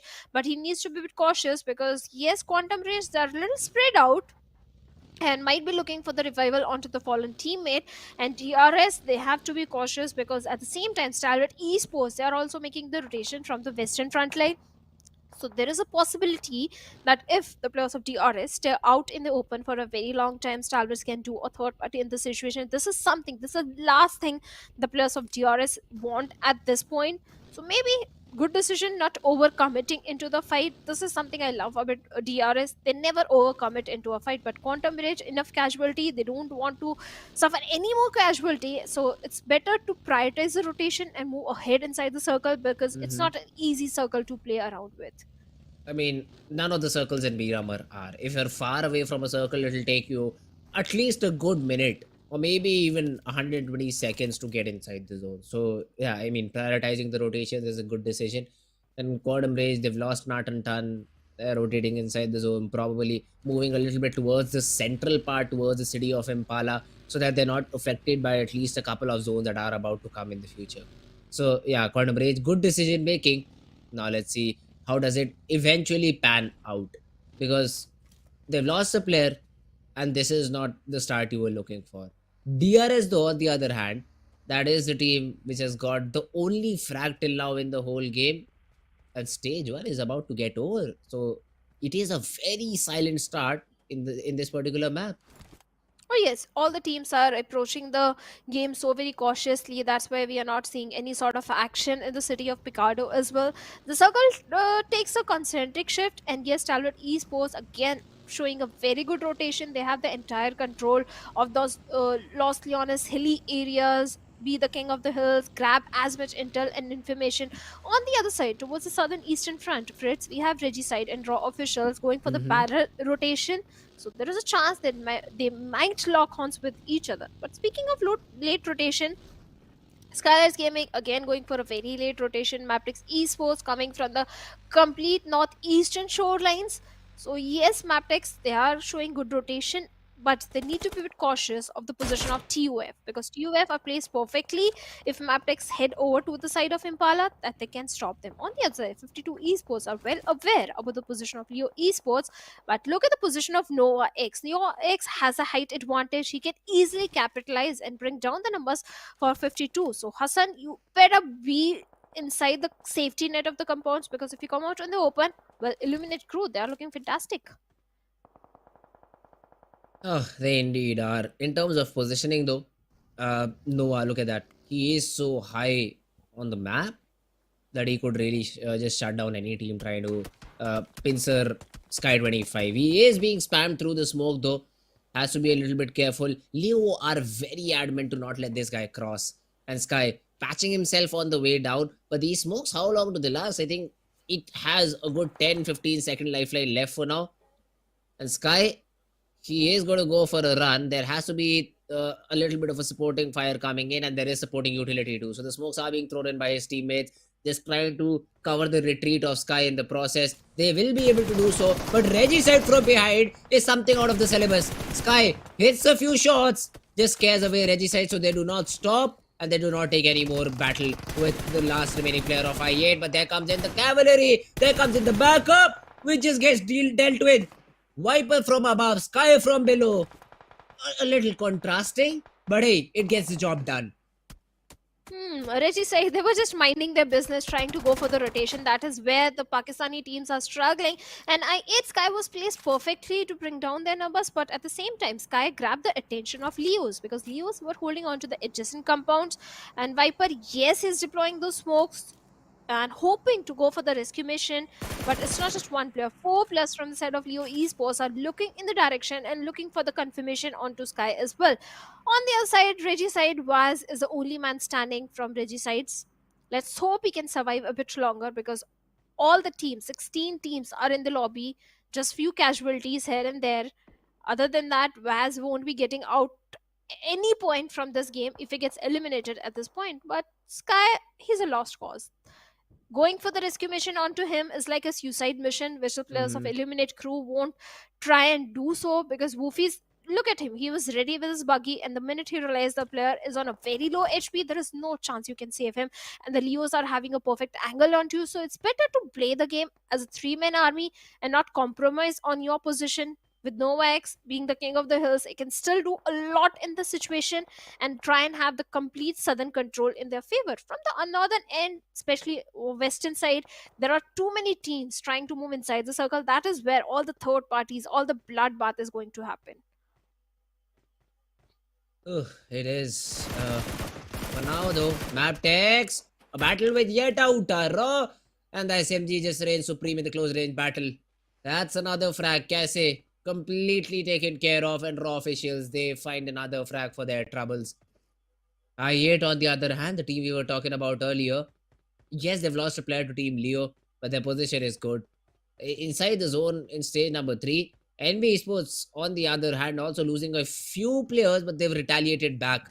52 Esports fighting it out against Raw officials. So multiple fights happening, and all these are rotational clashes. Just one or two players of a team being taken down while they were trying to rotate off. So once the dust settles, I'd like to see how many teams have lost a player while trying to rotate, because it seems to be quite big of a number. Oh yes, it is. On the other side, Highvoltage and NB Esports, they are locking horns with each other, where the players of NB Esports are not looking good, and 3x Esports again becomes the first team to be eliminated from the lobby. But this time it was Magnus Esports who did enough damage. And Magnus, well, they have got 3 defeat points without losing any of their players, so a good start for them. But at the same time, good Mhm. position as well. The split that is coming from the side of Magnus Esports, yes, they are trying to be in the epicenter of the circle, but for now, Ah. Kancha so very close to the players of MABETEX Esports. As courtesy to that smoke, his position was given away, and MABETEX, they were quick to retaliate, and Kancha has been dealt with. There is no chance that Claw can save his teammate at this point. Well, look at that. Yeta Uta. He can be the person who spoils the sport for Team MABETEX Esports. Volley is very, very low. But does he get taken care of? No, he does not. He has some natural cover between him and Yetauta. Leo, though, won't expect, but Yetauta has whiffed a few shots. He finally is able to recover and get that knock. And now MABETEX will have to think twice before pushing on to the remaining players of Team Raw officials. Oh, this could be difficult. This could really be difficult. Volley trying to coconut, but there's a buggy right behind him, and the player knows exactly where Volley is. So essentially, Volley has been forced into this battle. He will be shot from Yetauta from a different angle, gets taken down, all down to Baron. In a 1v2, not looking good at all for Team MABETEX Esports. Well, definitely not looking good at all. And Claw finally finds a knock in confirmation onto Valley over there. Let's see what more can he do, because only 2 players remaining from the set of Raw officials. Can they clutch in this situation? And yes, they do. They take down Barrett as well. And MABETEX Esports, well, they bite the dust on the 14th spot. Well, not a start they were hoping for. I thought it is Miramar. So MABETEX Esports, they're going to have a fantastic run. But unfortunately, that was not the case. And but Raw officials, well, they are improving with every single game. But for now, we have Stalwart Esports up on our screens and tops. From the top angle, he is aware about the position of Highvoltage DC. SKYLIGHTZ Gaming on the other side, looks like Highvoltage DC. They are becoming the patty in the sandwich. 2 teams are trying to shoot in the direction, and with M16 single tap shots, Nima can do so much damage at the same time. Nima has to be in the cover. If he shows a little bit of the glimpse to the players of Highvoltage DC, they will be ready to punish him. They will show no mercy. Yes, the smokes are there, but Highvoltage DC, they're at the mercy of the blue, and it is the stage 5 circle that is going to be the next one. So at this point, with a single first hit, there is no chance Highvoltage DC can make it inside the safety of the circle, with so many teams trying to gatekeep them. And action with that M416 takes on Nima over there of SKYLIGHTZ Gaming. Instant confirmation should be coming in at any minute. Stalwarts, they are placed perfectly to gatekeep all these teams. And action is keeping a close eye onto Jiggle as well. Jiggle with the vehicle trying to move inside the circle, but I see with that M416 is going to miss out a lot of accurate shots, and Jiggle makes it into the safety, but for how long? IC is having the higher ground. He's having a perfect angle onto Jiggle over there. Sooner or later, Jiggle will be dealt with. On the other side, Magnus, this time they are being the aggressive bunch of lads. Finding a knock onto No Fear over there. Mafia Ninja also goes down. SKYLIGHTZ Gaming, they're suffering heavily. One side, we have DRS. Delta goes for the confirmation onto No Fear with that UMP 45, leaving AJ all by himself. So AJ, what can he do at this point? Particularly nothing. Just survive, hope for the survival game, and grab those placement points because they are of prime importance. SKYLIGHTZ Gaming, they have been reduced to just one man, and Fred Stalwarts, AJ. look at the position. Such a good position they are in. Oh yeah, Stalwarts. They should convert, guys. Come on, just let me get a first prediction correct. Although it is still a very long left game, but I'll be happy if I'm able to get one prediction correct. Delta though deals with the player, gets the 4th frag to his name, and DRS is also looking a little bit stronger now. Yet Auta is able to drop 52 comeback in an instance. The double headshot did come in, but hey, then the DBS goes boom boom, just takes the player of Raw official down. Yet Auta pays with his life, although at least got one back. Tapatup, he did not know that I8 Noah had the crosshairs exactly in that spot. Gets the frag, and Jallad, he was literally below Noah, but just couldn't do anything because of the angle. Well, certainly 52 Esports, this is a team that has impressed me. The way they are picking their fights, yes, they are showing some signs of resilience, the way they are improving their gameplay. So yes, high hopes from the side of 52, but they don't have the numbers this time. They have the upper height advantage, they have the numbers advantage, where Woofies is providing the necessary backline support required. Nova X is ready with a grenade, and Jalad might want to escape from this situation and scuttle back to the safety, but where does he go? On the other side, we have the players of Leo Esports. On top, we have Illuminate Crew. So 52, they're pretty much stuck in this situation. On the other side, Leos and Magnus Esports, they are definitely having a very good position. This can be a good game for the players of Magnus Esports. And I have to tell you, Fritz, Magnus Esports in PMPL Fall 2022, this team impressed me the most. The way they played, and this time it is completely entirely different Magnus, but this game can be the same game for the players of Magnus Esports, considering their position. If they play their cards right, this can be a good game for them and much needed. I'll be happy to see Magnus doing a comeback today. But on the other side, Jallad all by himself, Hassan has been dealt with.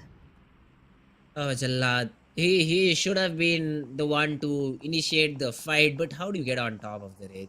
You'll need to go all the way around. You do not have a vehicle to do so, and you just see your players being taken down one by one. Riddler, though, showing us the beauty of Battle Royale. The knock was confirmed by the players of Eliminate Crew, but they get the flag instead. Yet Claw, the last man standing, the damage once again dished out by 52 Esports, but the flag will just stolen by Team Tough. Nova, though, the crouch, not even the crouch, the prone and spray is just present. He's able to take S2SO4 off the buggy and eliminate him out of the game. Riddler also being subjected to a lot of shots. Jallad is the one who gets the knock, but I8 Viper is the one who gets the frag. So a lot of stealing of these frags happening over here, and Jallad won't be happy about it because he did not get anything out of the battle. Even though he dished out quite a bit of damage, did not get perfectly compensated for that. On the other side, Magnus Zibian with those mini shots has been able to find one knock onto the players of DRS. Let's see if we can get the confirmation point as well. On the other side, Theo of Thor out there in open, running like a headless chicken. And Nova X, UMP45, I think he's being the optimistic one at this range. I don't think UMP45 can do a lot of damage. On the other side, Joker Sir has been dealt with. So there is no chance that Joker Sir can be revived. And T2 get rigged with the AKM gets a confirmation point. And Thor is left all by himself. Illuminate Crew, this team, the team that got 3 back-to-back chicken dinners in the league plays of SA Finals. Well, it's back in the action. 6 defeat points, already having a good position, but the moment of the truth, the next circle, where it's going to go, if it goes in the favor of Illuminate Crew, they can definitely rain death and destruction from this cliff, the line of sight which they're getting. But if it goes away from them, then it becomes a challenge for them. It will become a challenge because the zone cannot shift such extremely that they're still inside the zone. So they'll have to decide how do they want to play the next zone. The zone finally shifts. Maybe 1 or 2. Okay, one more second, and there we go. There we have the zone shift, and it's a central shift overall. But all these teams on the extremities have to move. I8 have to move. Stalwart have to move. It'll be a difficult rotation for team I8 particularly, because they will have to first of all come down the ridge, and then they'll be subjected to team Leo Esports in the process.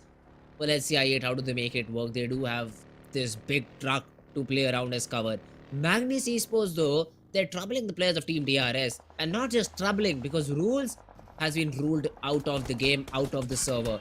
Delta is being shot upon. His vehicle is on the verge of completely blasting out, and DRS, they tried to get that ambitious rotation off, are left with just 3 players surviving. My entire focus is on the players of Magnus Esports, the way they're capitalizing on those elimination points, having a very good position, and they can get a lot more elimination points in this game.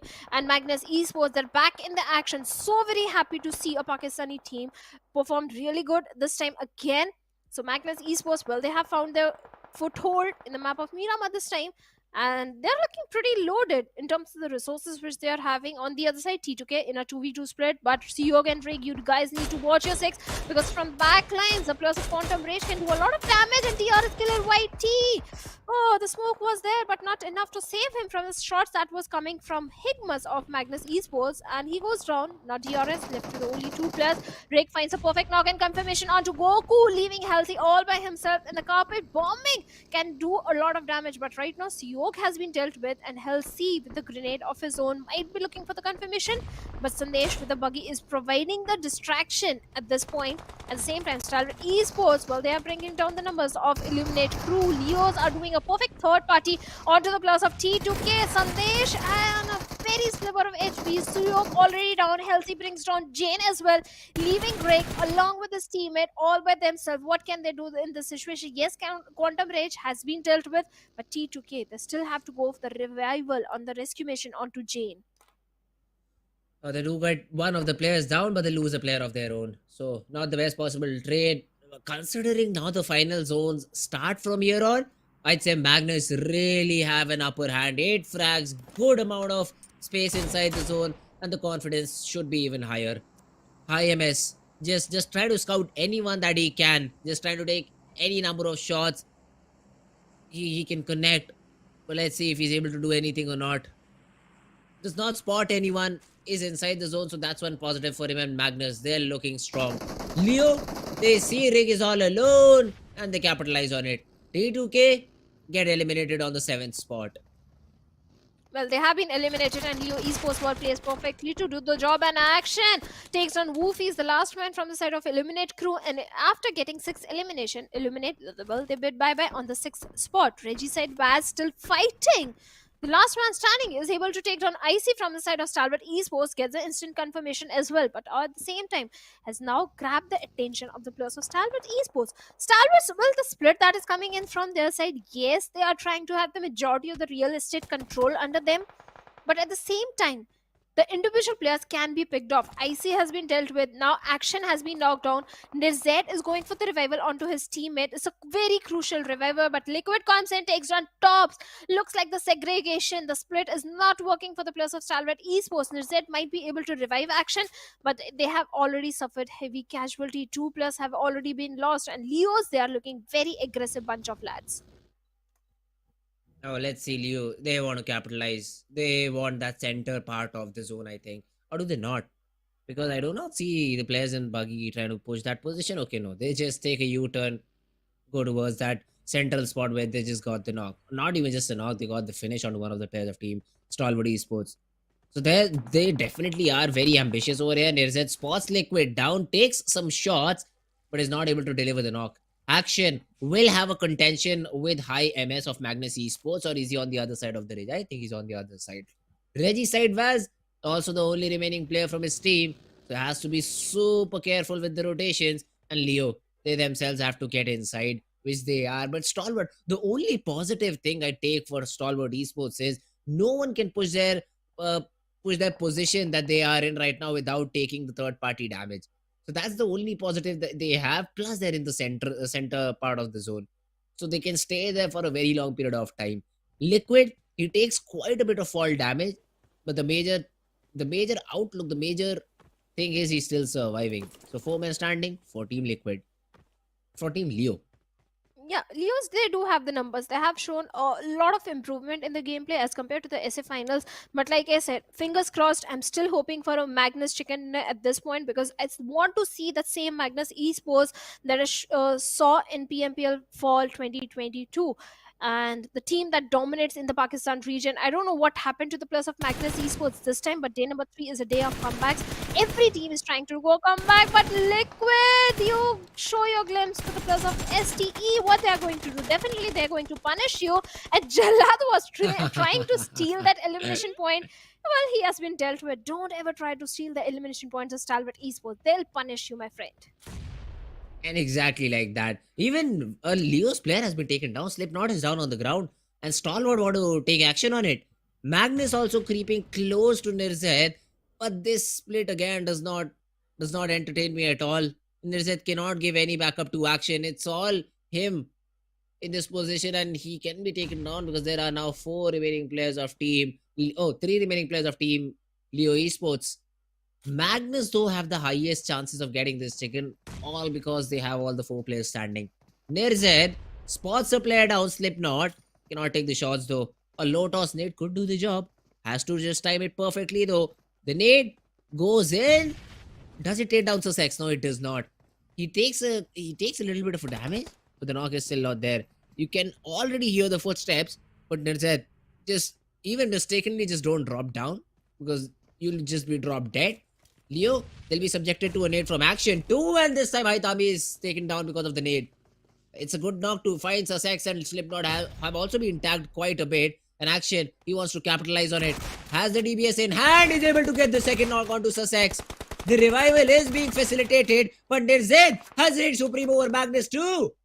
Zibian gets taken care of, and now it's a 3v2v1. Vaz also spotted by Faster. The nade being tossed, tags out Vaz to very little HP, but he still survives. That's the important part. Master down to 10 HP, but Vaz is still troubling them. The nade is not finding Vaz again and again. Draw in Faster. Very little HP left. But Stalwart, they're using the high ground perfectly. Nirzed is being a thorn in their side and is not allowing them to come out or come back up. The final 9th zone. Vaz pressured. Not even a single knock. Action though reveals his position. Now he will be subjected to a lot of shots. Has 4 first aids though. And Nirzed up top has 3. So do they decide to fight it out, or do they want to play the heal battle now?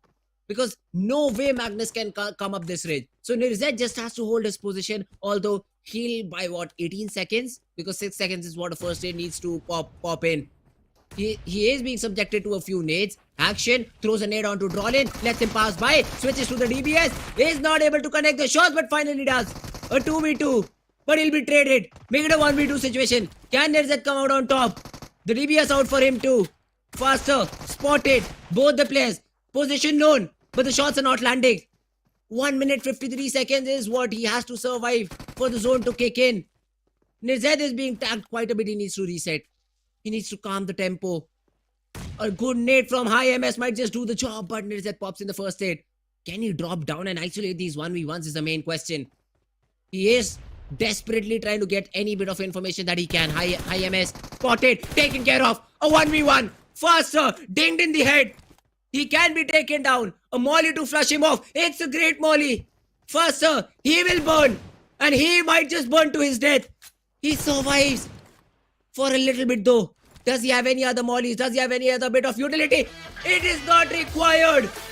Somehow, Stalwart Esports in a 3v2, in a 1v2, are able to come out on top and grab the winner with a chicken dinner.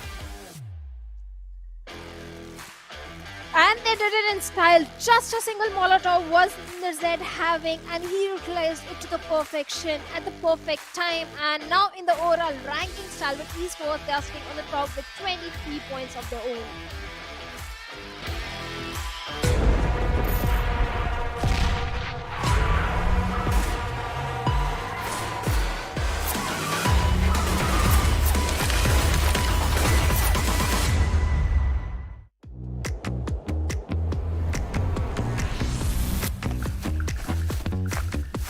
सब कुछ मेरे हाथ में है। कोई ये supply इस तरह मुझसे छीन कर तो दिखाए।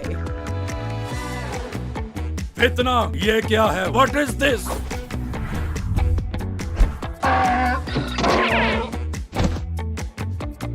इस बार मैं नहीं हारूंगी। हाँ।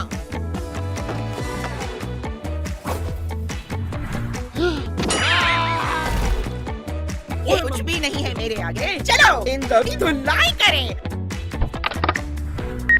इतना देख के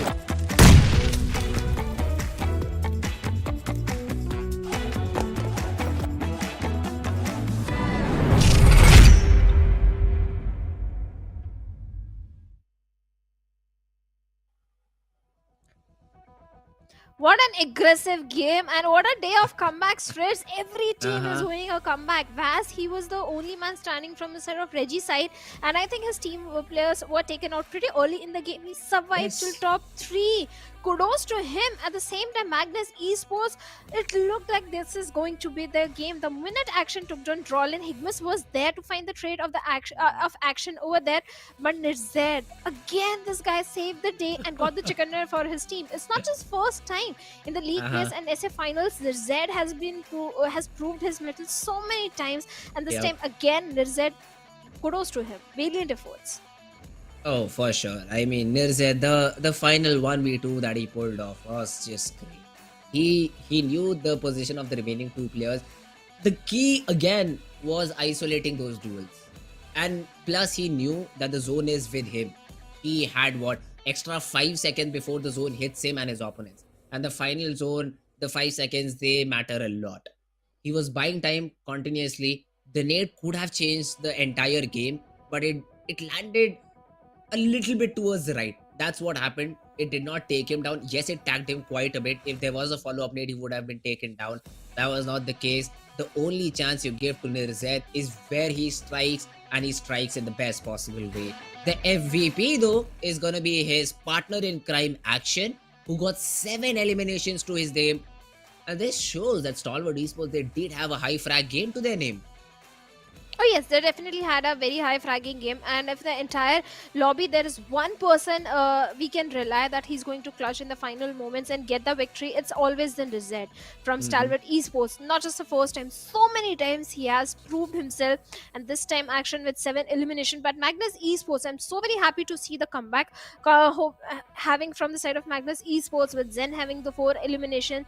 The perfect cover 5 was there. It was just the position. NIRZ was having the height advantage, and Magnus Esports, they became little overactive in the final moments. There was no need to expose themselves. They could have held their position, but they were trying to fight. They were trying to fight from the low ground. When you're short of those utilities, those throwables, it tends to go in the favor of the opponent. Yet Ota was also so very impressive from the side of Raw officials, but in the match summary, it is Action, Stalwarts written all over. Oh, the 2 players from Team Stalwart Esports in terms of elimination and damage, and NIRZ definitely had to be there. They don't deal in assist. If they see a player, they take him down. That's what Team Stalwart Esports do. And let's see how many points did they get from this map of Miramar. This is their 2nd consecutive chicken, bear in mind, and 13 eliminations to their name. Overall, 23 points, and a great show of force by the players of Team Stalwart Esports.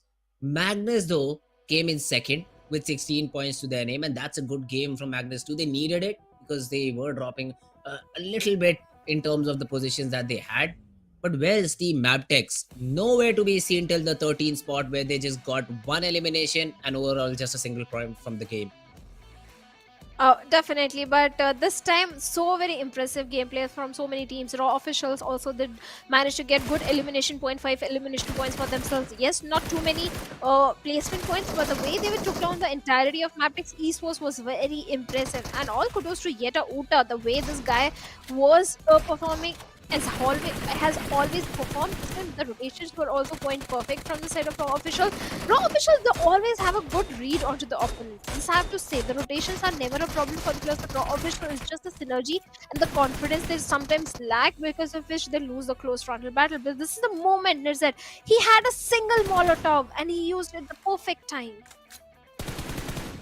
Oh, it was indeed the perfect time. And then the blue did the final work. The play zone gave the final bit of damage that was there, and Stalwart Esports, there we go. They topple over MABETEX Esports. Yes, they played an extra game, but hey, it does not matter because look at the lead. It's 18 points now.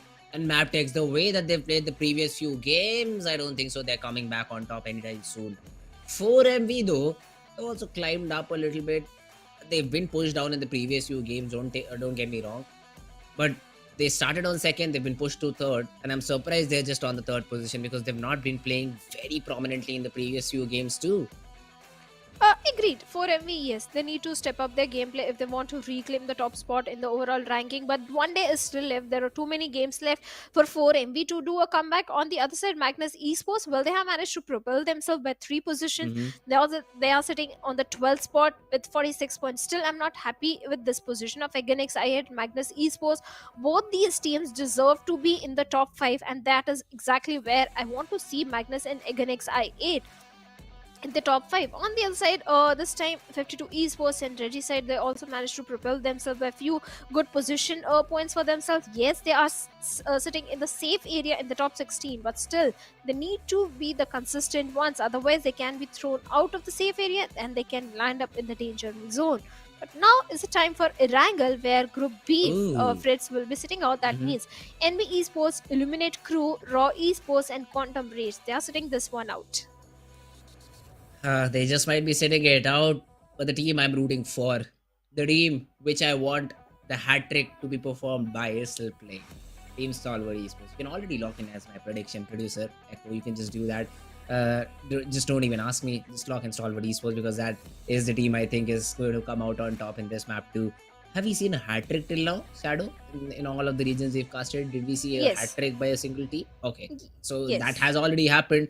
But I'd like it to happen again in the South Asian Championship. So I'll go with Stalwart Esports. I want them to get the hat trick. But what about you, Shadow? Who do you think is going to reign supreme on the map of Erangel? I so badly want to predict Magnus, but I won't do it. I don't want to jinx it. So I'll pick a team who is somewhere on the bottom, I think. But even the bottom teams are doing a comeback. So I'll go a little safe. And I'll pick Leo Esports. Oh, interesting choice. They've shown some promising performance. You'll have to check that. I do not. Yeah, they are. All right. So they've shown some promising performance. That's what I remember. I remember they getting 7 to 8 frags in the previous game. Were eliminated a little bit early, so we did not prominently see them in the final few stages. But yes, they've been playing good, so they do have a chance at getting that chicken dinner in this game of Erangel. But hey, come on, Stalwart. The two guys just did the complete job, the entire job. There were four to six players around them, although most of them just fought amongst each other and they just took care of the last remaining team of Magnus. But they did their job properly. So I think Stalwart Esports, they do have the upper hand and they would be on for the hat trick here.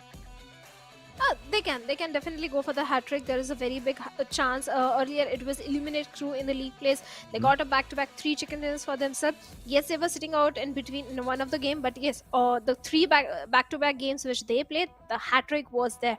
Even the plus of Stalwarts can also do. Even 4MV might be looking for a chicken dinner. There is a very high chance 4MV getting a chicken dinner for themselves today because they want to reclaim the top spot. Because every time any team try to challenge 4MV in the final day, they try to come on the top, either by elimination point or by getting those chicken dinners. So there is a chance of 4MV also getting a chicken for themselves. On the other side, which team, Fritz, has impressed you the most, if I have to ask you?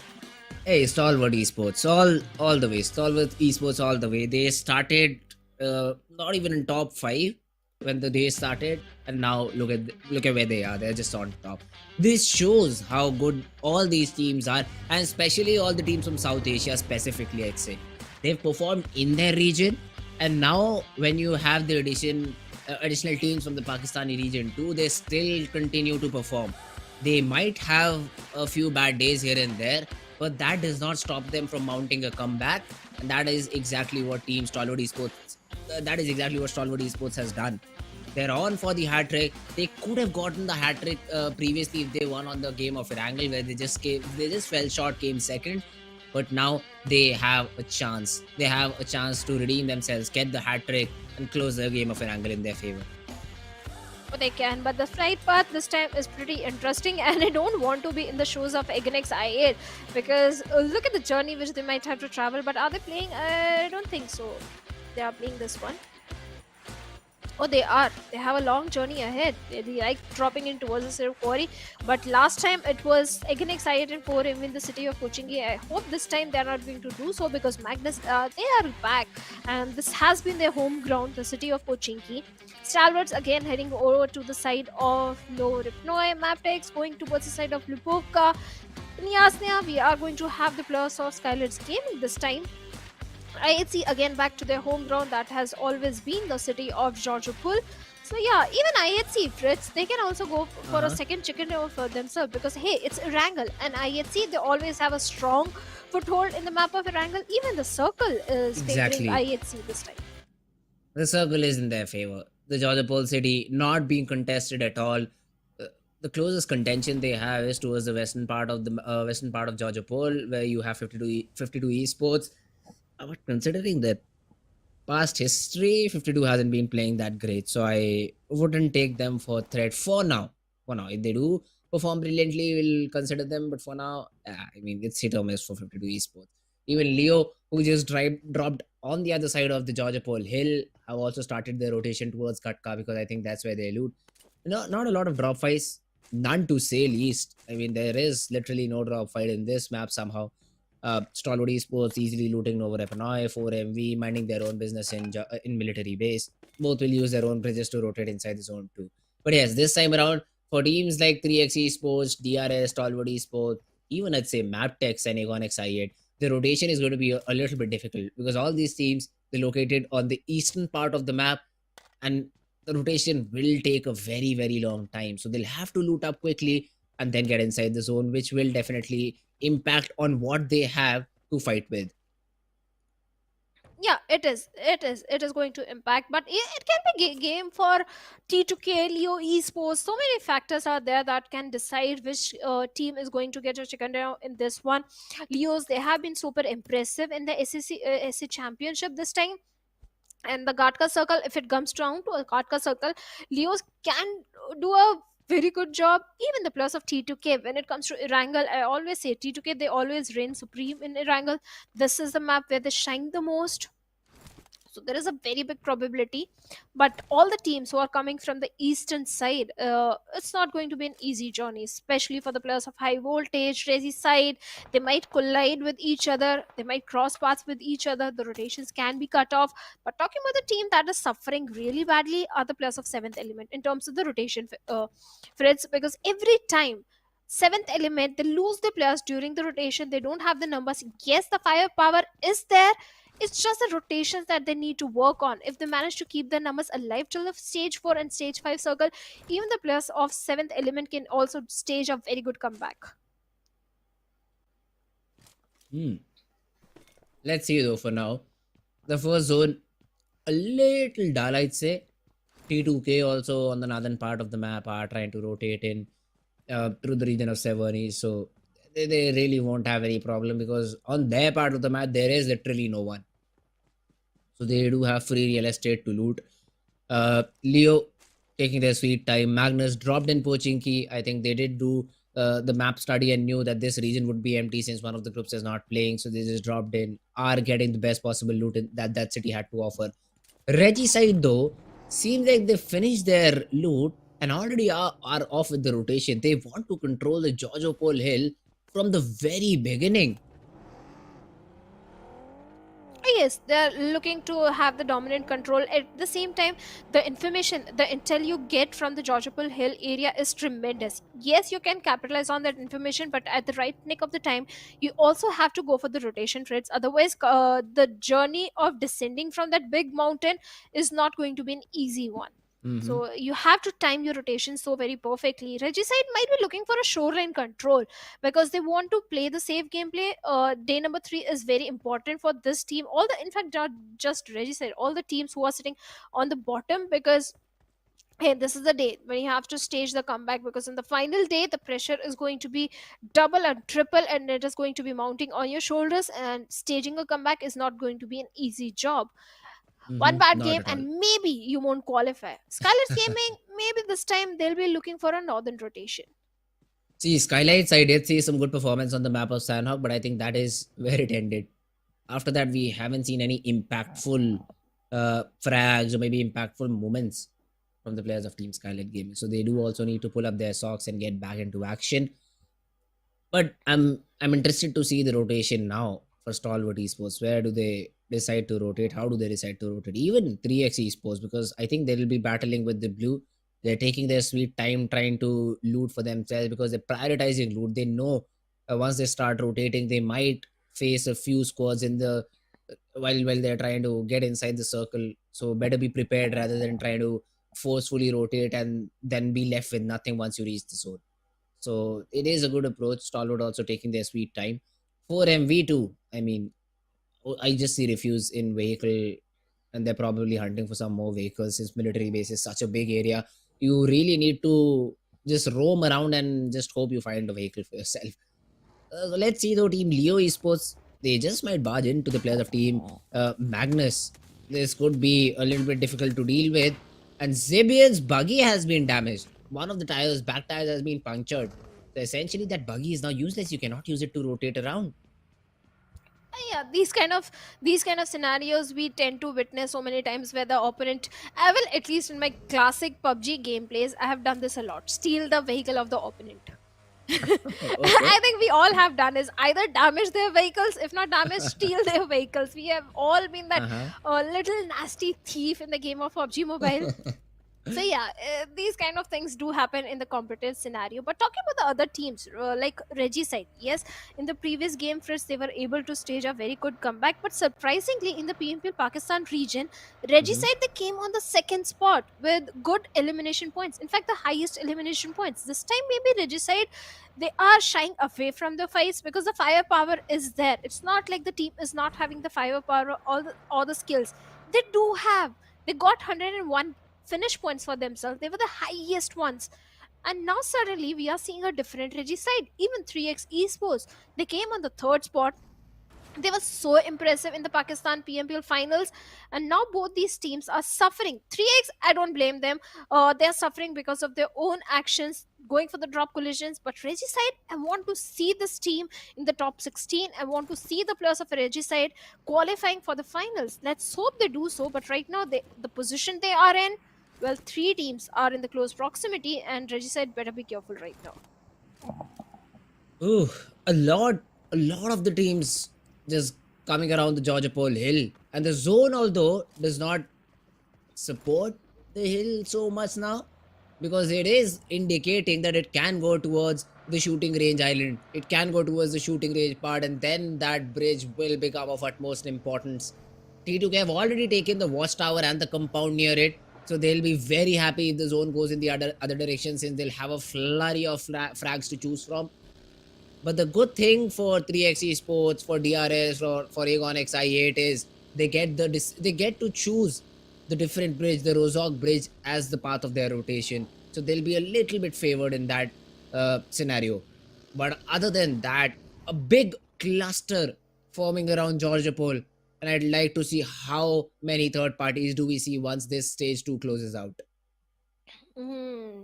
And talking about the rotation spreads that are coming from the eastern side is not going to be so easy. Yes, I would see they do have a control of the triple warehouse of Georgopol.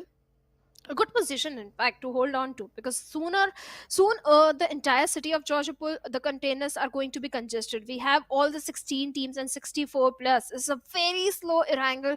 Fritz, not even one body has been dropped up until now. No fight, nothing. Everyone is busy grabbing those resources. Every team do understand the gravity of the situation, that hey, it's the second last game of the day, and after that the games are going to be very less, only 5 games for tomorrow. For few teams it's the last game and they want to have the best performance today. But Godless, he's a little far away from his teammates. Yes, I do understand that when you're holding onto the Georgia Pool containers, you have to keep an eye onto the city as well, because from the back lines a team can go for the rotation. At the same time, you get a lot of vision as well onto the teams who are present in the container area. And Rollin, well, he has been taken down. Oh, high MS though will be able to get that revival. And again, this is where the containers are a little bit friend of yours. Yes, while you're trying to loot on top of it, you can get shot, but once you do get knocked out, you can just drop down and get that revival very easily. It is very hard to navigate through these containers, even as a team. So I don't expect any of these players falling anytime soon. Godless is on a dangerous venture to maybe scout out the compounds near the Georgia Pole container area. He could be shot in from multiple different teams and get taken down. So he needs to be very, very careful while he's trying to facilitate the rotation. But the next zone is what I'm interested in. And in the next 15 seconds, we'll see whose side the zone is. And that is a very big and an important question right now, since there is a big cluster forming around the center of the zone. So the next 5 seconds are going to be crucial. Ziol also disengaging. Alex also, I think, will make sure he just gets his vehicle gets out of here. Demo, though, I do not see any sort of a vehicle or any teammate right now near him who will help him to get away from this position. The zone already closes and it has gone away from the containers area. So now both these teams need to rotate. Magnus, they already have their Dacias lined up. They'll escape this position, and so do the players of Team IHC, I think. The zone now coming around the area of ruins. All right, it is a very interesting area because the natural cover is so tremendous in this city that you'll be surprised to see that the players will be just lying next to each other and there'll just be a ridge between them and they won't even know. So now the fights, they will start to break out, and let's see who comes out on top in such chaos. I think, Fritz, your prayers are going to be answered. You might see a hat trick from the side of Stalwart Esports, Hey, considering the don't jinx position. it. Come on. Oh, I really don't want to jinx it, but there is a very high chance, even for the players of high voltage as Uh-huh. well, because they have the control of the ruins area, so they can go and have the entire control of the church in the ruin city. So yes, it can be the game of so many teams, but the rotations that are coming from northern front are not going to be an easy one. At the same time, leaving the Georgia Pool container is not going to be easy for the players of Magnus Esports either, Not because at all. hey, Drolin, he's getting multiple shots and his HP has been reduced to 10, so he needs to patch himself up. At the same time, only 1 minute 30 seconds on the clock, and that is when the blue will start closing in. That is the only time Magnus Esports has to make those crucial rotation, and so does the players of IHC, because I'll repeat, only one body has been dropped, and it's stage 4 circle that is coming in. I don't think there is enough real estate to accommodate all the 16 teams and 63 players. Not at So in a all. matter of few seconds, we can already see so many fights already happening. TUF engaging with the players of IHC, where demo has been dealt with. MABETEX Esports also locking horns over there. But Godless is keeping a close eye onto the players of TUS, especially H2S. But from Third the back lines, party. hi Dami doing a third party takes Godless. I thought he just said hi over there and was able to get that flag. Yeah, I mean it is as simple. And all these teams should realize the fact that the zone is very small according to the number of players that are alive. So you cannot go on these solo missions. Again, Liquid tried to go for one, gets punished. The cover this time is there. Fortunately for him, his team was in the nearby vicinity. Thor, though, gets just pushed upon by Sussex and is able to get that knock. Riddler trying to close in the distance. Does he expect Sussex in such an aggressive spot? I think he does. So he has to be careful, but the UMP just reigns supreme. And Leo Esports, man, your prediction, Shadow, might just come true. I don't know. I don't know. Leo Esports, yes, they are in a good position, but now the journey is not over. They have to engage in a fight with the players of IHC as well if they want to transition inside the circle and have a good spot, because this fight is inevitable. On the other side, 7th Element, they also find themselves in the epicenter. Even 3x Esports, they are also in the center of the circle. Can be a good gameplay for them. On the other side, Regicide, they're looking promising in terms of position they are having. Not too many teams are present on the southern end, so Regicide definitely can do something really good. For now, IHC and Leo Esports, this is a battle of grenades, and the carpet bombing is already there from the side of Ziol, but he's not able to bring down any sort of connection or bring down the numbers of Leo Esports. But Haidami, he just survived that grenade. Down to, I think, 10 HP. He needs to patch himself up as soon as possible. And Slipknot, well, he's having a lot of throwables, but the projectile is still missing. They're just trying to create a smoke screen and escape from this spot. And it would be a good decision because you're not inside the zone. your backs are against the blue zone, so you cannot fall back anytime soon. So it's better to take your vehicle and just run away from this position. Although IHC, I love the level of confidence that they have. They're just 2 players standing, but they're still not worried about the fight that they're taking. It's a 4-man squad against them, still ready for the fight. Let's see though, Leo, if they're able to answer back. Zol being subjected with the nade, he was just tickled by the nade, not a lot of damage done. Sussex though brings him down to 5 HP. Zul now with a shotgun won't be able to do anything because Slipknot just slipped the side of Zul and was able to get a knock and even takes care of the last remaining player of IHC. Alex falls down, IHC out of the game. Oh, what just happened? IHC, they have been eliminated, and Leo Esports, now they have the complete Western control under their favor. Even the players of Reggie's side are not looking good. 2 players are already down. Yes, the trades are there. What a And nade. Apex with a perfect grenade takes down Avenger over there. And Noki, he has to do something in this situation. But Apex knows exactly where Noki is. He's ready with his UMP-45s. These SMGs are so potent and powerful in the close range. Apex is already charging with his cavalry, but refused to get the confirmation onto Avenger. Noki with the AUG. Can he take 1 player down? Yes, he does. Takes the second one also down. Can he do a 1v3? Not against Doc. Doc reigns supreme, and he takes down Noki and Reggie's side. Well, they have been eliminated on the 13th spot. Oh, very important frags to find for 4MV. This will bring their confidence back up because in the previous few games, they've not been performing. Early elimination, I'd say not that early because it's already stage 4, but in terms of position, you'll get nothing. So it is an early elimination. Stalwart as well, they lose IC. Action takes down DRS Delta, but it is a little bit too late. Nirzed is also down on the ground. Gyante trying to run over Action. The DBS is out. The trade is there. Tops, he somehow saved Action over there. He was taken down by Gyante, but the trade was imminent. DC rules now needs to come in. Needs to get that confirmation onto Action, will do so. And DRS, I don't know if they survive this onslaught somehow or not, but they've done enough damage to deny the hat trick for Stalwart Esports is what I think.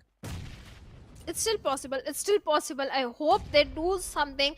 Rules, he needs to patch himself up as soon as possible. He's down to a sliver of HP, and the grenade was right on his face. Down to a sliver of HP. Gyant is still bleeding, begging for help, at the same time giving the position away. But Rules had not enough HP to do something, and Stalwart Esports, well, they get 5 defeat points, but like you said, enough damage, enough casualty has been done on their side, and Circle also goes away from them, and from one fight, Stalwart moves towards the second one onto the plus of MABETEX Esports. But 52 Esports right now, they are under heavy pressure, under heavy fire. The grenades that are coming from the side of Leo Esports, 2 players are already lost, and Hassan is the only man standing, and courtesy to that smoke, Fritz, his position has also been compromised. Exactly. But I understand Hassan. He did not know that if any other team is nearby or not, so he just tosses a few smokes and tries to survive inside it. It's a good strategy when you're the only one standing. Just throw a smoke, toss a smoke. Your opponents might think that there is a team, but it's you all alone. And 52 Esports, again, this is what I was saying about them. They are good in those individual fights. They get the team fights under their control, but they're not able to get all their players inside the final few zones. That is the problem that 52 Esports has been facing, and they do need to address it very soon, that too, because after day number 3, you'll just have tomorrow left, 4 more games, and maybe you can try to get into top 16. Leo Esports, 2 of the players, I think that's buggy. So the person riding behind will be in a lot of trouble, but Liquid just drops out, stays inside the zone, is happy with the position he has. Highvoltage DC on the other hand has been able to take down the player of T2K. Sandesh down on the ground, already left with just 2 players. T2K, they lose another one, which means on the verge of elimination here. Oh yes, they are. They are definitely on the verge of elimination, and Rig might want to save his fallen comrade, but there is no chance. It's going to be a suicide mission, and the confirmation is already been made. And Rig, he has to move inside the circle as well. Yes, he has managed to escape from the clutches of Highvoltage DC for now, but on the other side, we have the plus of 52 Esports. Hassan also waiting for him. If not waiting, maybe he can be the victim for T2K Rig over there. And now we are left with... Yes, through the pixels, Rig receives a lot of damage, but now he's going to reposition himself, and well, the armor is definitely gone. He shot Rig through 2 windows. Those are 2 different windows that are just giving away Rig's position, and he's just dumbstruck. Well, from where are these shots hitting, guys? What? He has been pinned down to just the broken wall over there. And again, his gun barrel is sticking out. So, and from both the sides, I mean, Leo, they're just pressuring this player to come out and give their frag to him. That's what Team Leo is doing. And they're already inside the zone, so why not bully the players already there?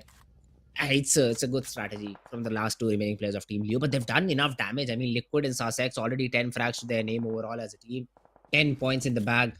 Anything that you can get from here is just a bonus, and that's what they're looking for. Any more points that they can get.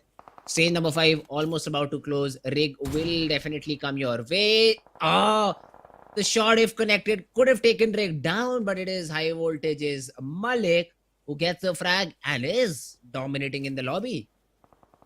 Oh yeah, Leo Esports have been the impressive bunch of lads. The improvement is definitely there, and yes, 10 elimination. They are raining death and destruction, and they are fighting with tooth and nail. And the next victim could be the players of 7th element, but unfortunately, Leos, they don't have the numbers. 7th element, they have all the 4 players alive, but they have no information. That source is so slowly crawling his way towards Divine, and Divine can be in a vulnerable position.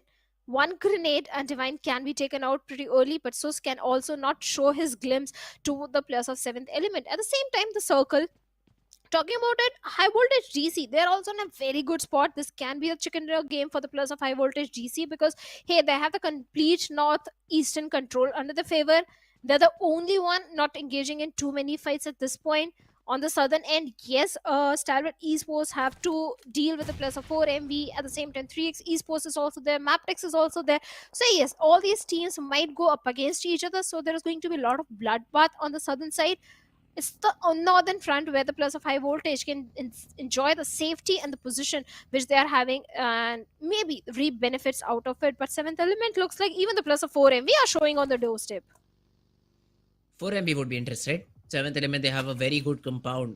So I wouldn't be surprised if 4MB try to fight it out against the players of 7th element. Until now, 7th element have been very, very passive. No frags to their name. And a nade. Oh, Tabby just went inside the room. Otherwise, he could have been taken down. And 4MV, now the nades are going to come into play. How many do you have? 2 for Apex. I just saw 4 for one of the players too.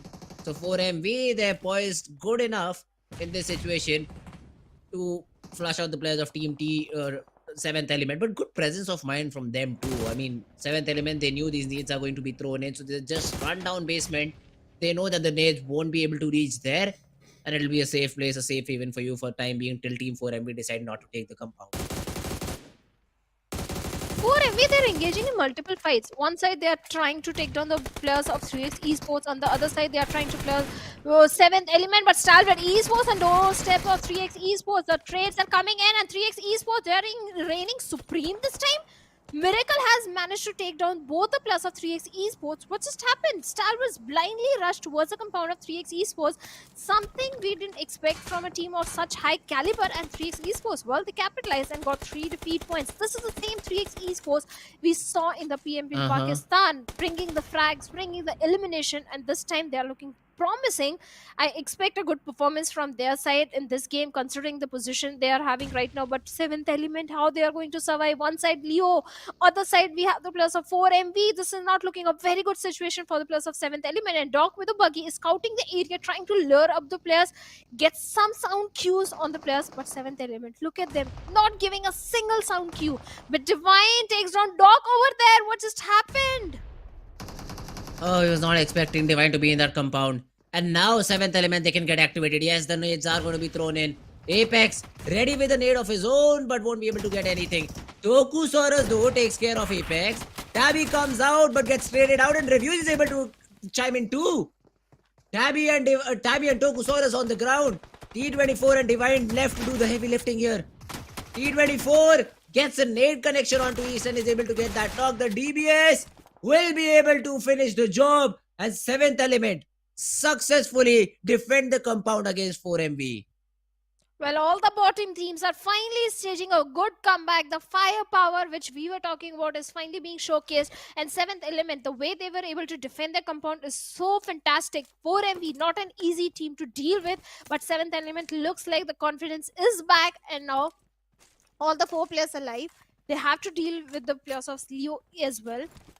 because Leo can be that ugly thorn for the players of 7th element, considering the position which they are having. At the same time, even the players of Highvoltage DC are also closing in the distance. So 7th element not in a good spot right now, but on the other side, MABETEX and 3x, well, they are looking so very fantastic in terms of the position they're having towards the eastern side and southern eastern front. But 7th element, they have deployed a lot of smoke to provide have a smoke wall and soft cover for themselves. But will it be enough for the players of 7th element to make those crucial rotations towards the south side? Let's find out. But Highvoltage DC, they have the intel onto the players of MABETEX as well. Ooh, let's see though. MABETEX with just 2 players standing, even Leo still in contention, so we cannot count them out. Divine subjected to a spray. Sussex almost got him, but Liquid on the other hand takes care of Tokusaurus and even takes care of Divine. 2 frags to their name. 7th element, they were singing harmony for a very little period of time, but now they lose too. They're also facing elimination. Divine will be taken care of. T24 Tabby also brought down to very little HP. Sussex will run over one of the players. Tabby left all alone gets taken care of. Leo pull off a 2v4. Leos, they're always the impressive bunch. 14 elimination. They are going to break a record today, Fritz, I think. And they're looking for more. Yes, they have to go for the revival onto Source, but I don't think that revival can be made with Zarbaf keeping a closer eye onto him. And he gets a confirmation point as well. And with that, Leo Esports, they have been eliminated. Jiggle brings down Liquid as well. But high fragging game for the plus of Liquid, Leo Esports.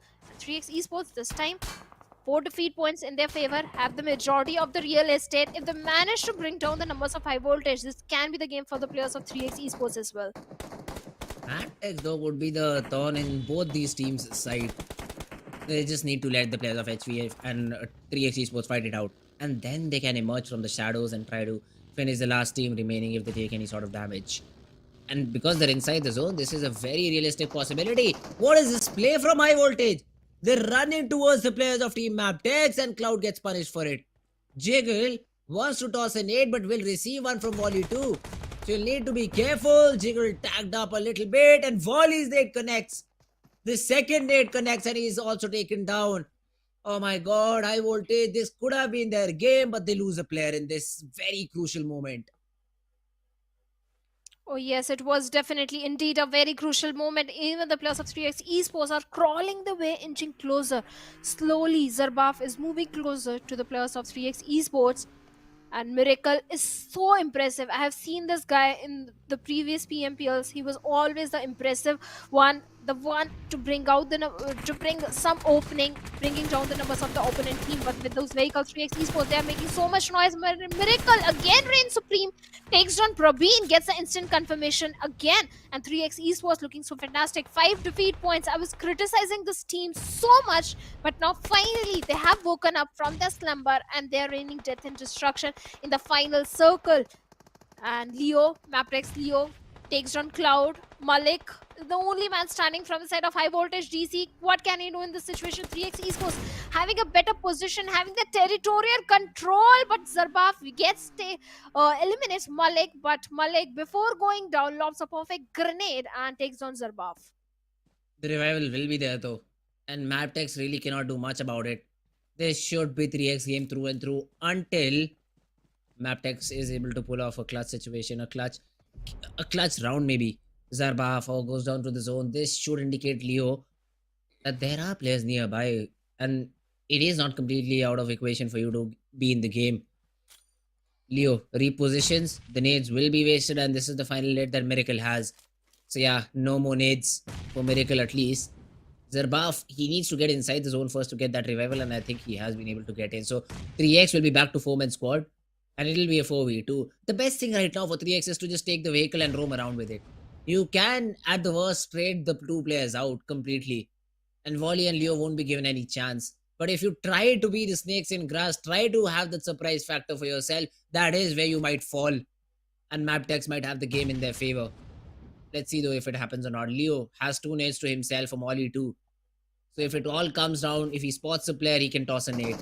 And he will definitely do it. Volley spots the player down, takes him down. Bomb 2 in the vehicle. Has to be taken care of by Leo, but now he'll get time to reset. Camiro though gets taken down.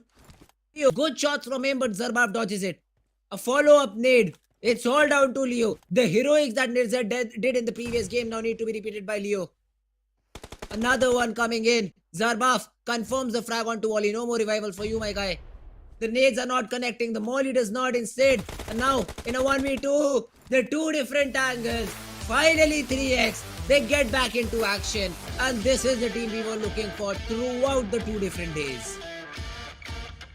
Finally woken up, 3x Esports to understand the gravity of the situation, and with this high fragging game, 8 elimination, they have finally found a safe spot in the top 16. They are sitting on the 14th spot with 18 points. 3x Esports, I hope this momentum keeps continuing for them.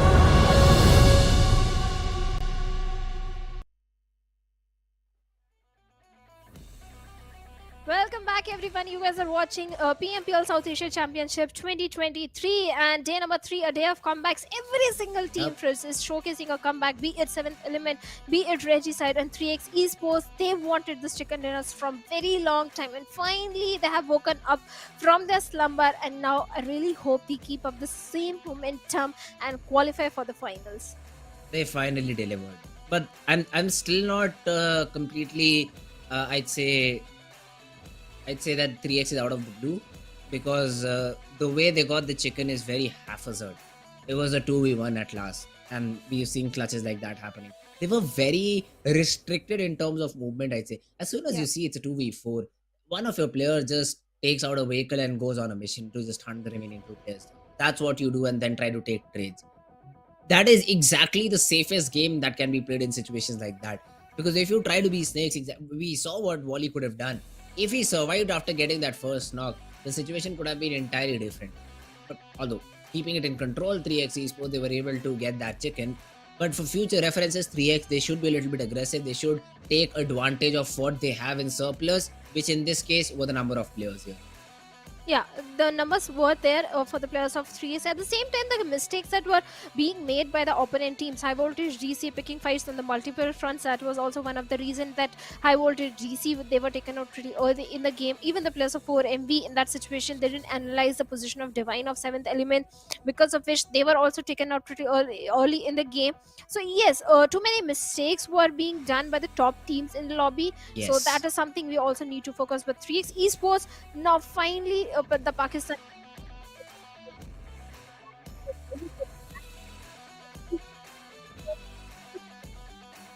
Oh, Slipknot, great performance by the guy from Leo Esports. 5 eliminations overall.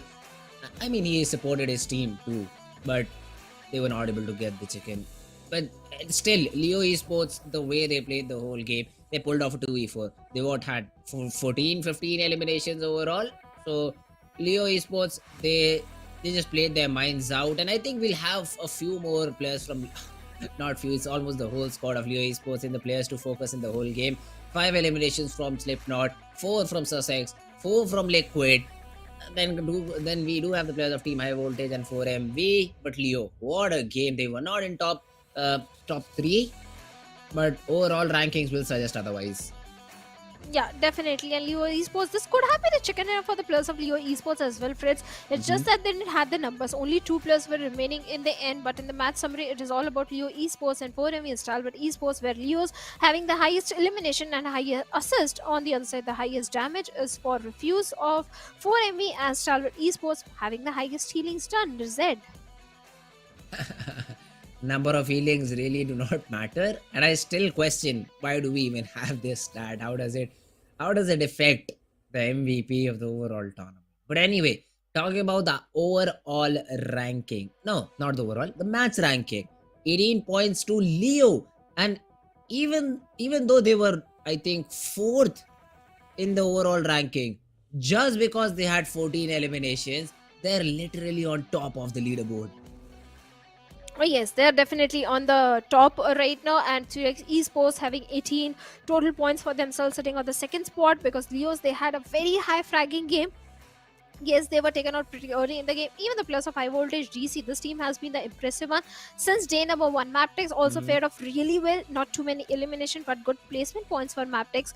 4MV, yes, 7 points to them, but we expect bigger things from teams of such high caliber of 4MV. Oh, we definitely do.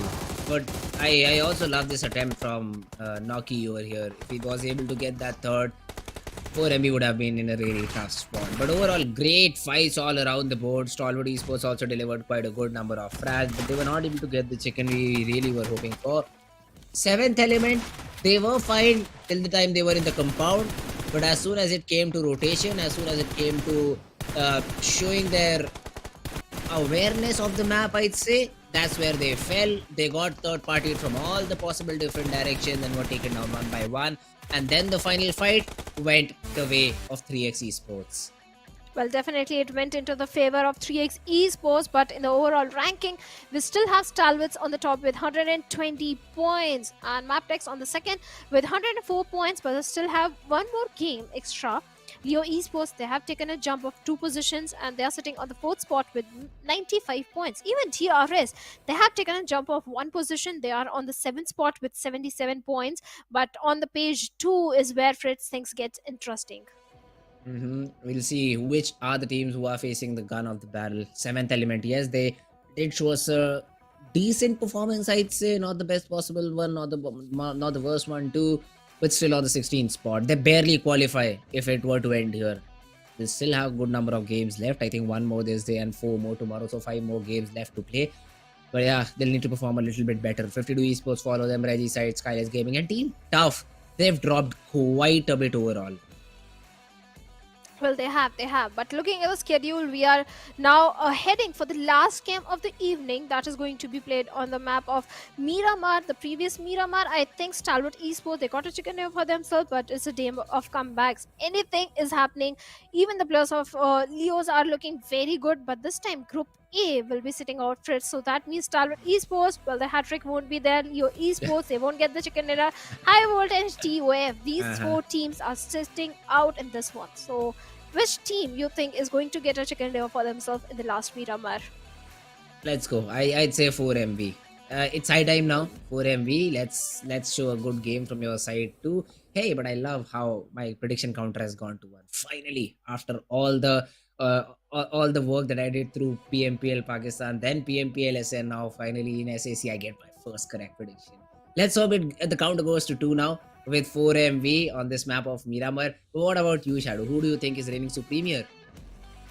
I'm scared to pick a team. Honestly, I'm scared to pick a team. But okay, I'll go with NB Esports again this time. Oh, alright. Interesting. NB Esports. Although I personally haven't seen them perform that great. And even here on the map of Erangel, they got eliminated in Georgia Pole while trying to come out of that region. Bold choice, I'd say. But hey, let's see if it works out for you or not. Because they are a team who have qualified for the championship, so they definitely have the caliber in them to get at least a victory for themselves. But for now, the main focus for NB Esports, yes, it would be to get a chicken, but first of all, get a good game here. So this is something NB Esports would be looking forward to, which might make them a contender for the chicken. Maybe. I hope they get a chicken dinner for themselves, because NB Esports, they're lacking that aggression which is showcased in the SA finals and the league plays entirely. So yes, NB Esports, this is a completely different NB Esports we are seeing in the Yep. championship. So yeah, I expect bigger things from them. At the same time, Magnus Esports, they can also do a get a chicken dinner, because last time they missed it in the map of Miramar. So maybe in this Miramar they will be looking forward. But at the same time, so many factors also come into the picture, like where the fight. Oh, brain fart. Where is the flight trajectory is All from, good. and where the first circle is going to be. So many factors come into the picture. That's correct. But guys, we will be jumping into the game very, very soon. I'd also like you guys to put your predictions in the chat section, and let's have a counter for audience too. And let's see if audience is able to correctly predict the team winning this game of Miramar. All of us 64 players are ready to conquer this map of Miramar, to conquer the final map of the day. And let's see which one is which is the team who is able to defy all the other teams and get that chicken for yourself. What I do see is the players are a little bit hungry. Look at the second team over there, and the player on the bottom right. He was eating his food. He's ready for the game, but yeah, filling the stomach, getting all the power needed to perform in this final game of Miramar.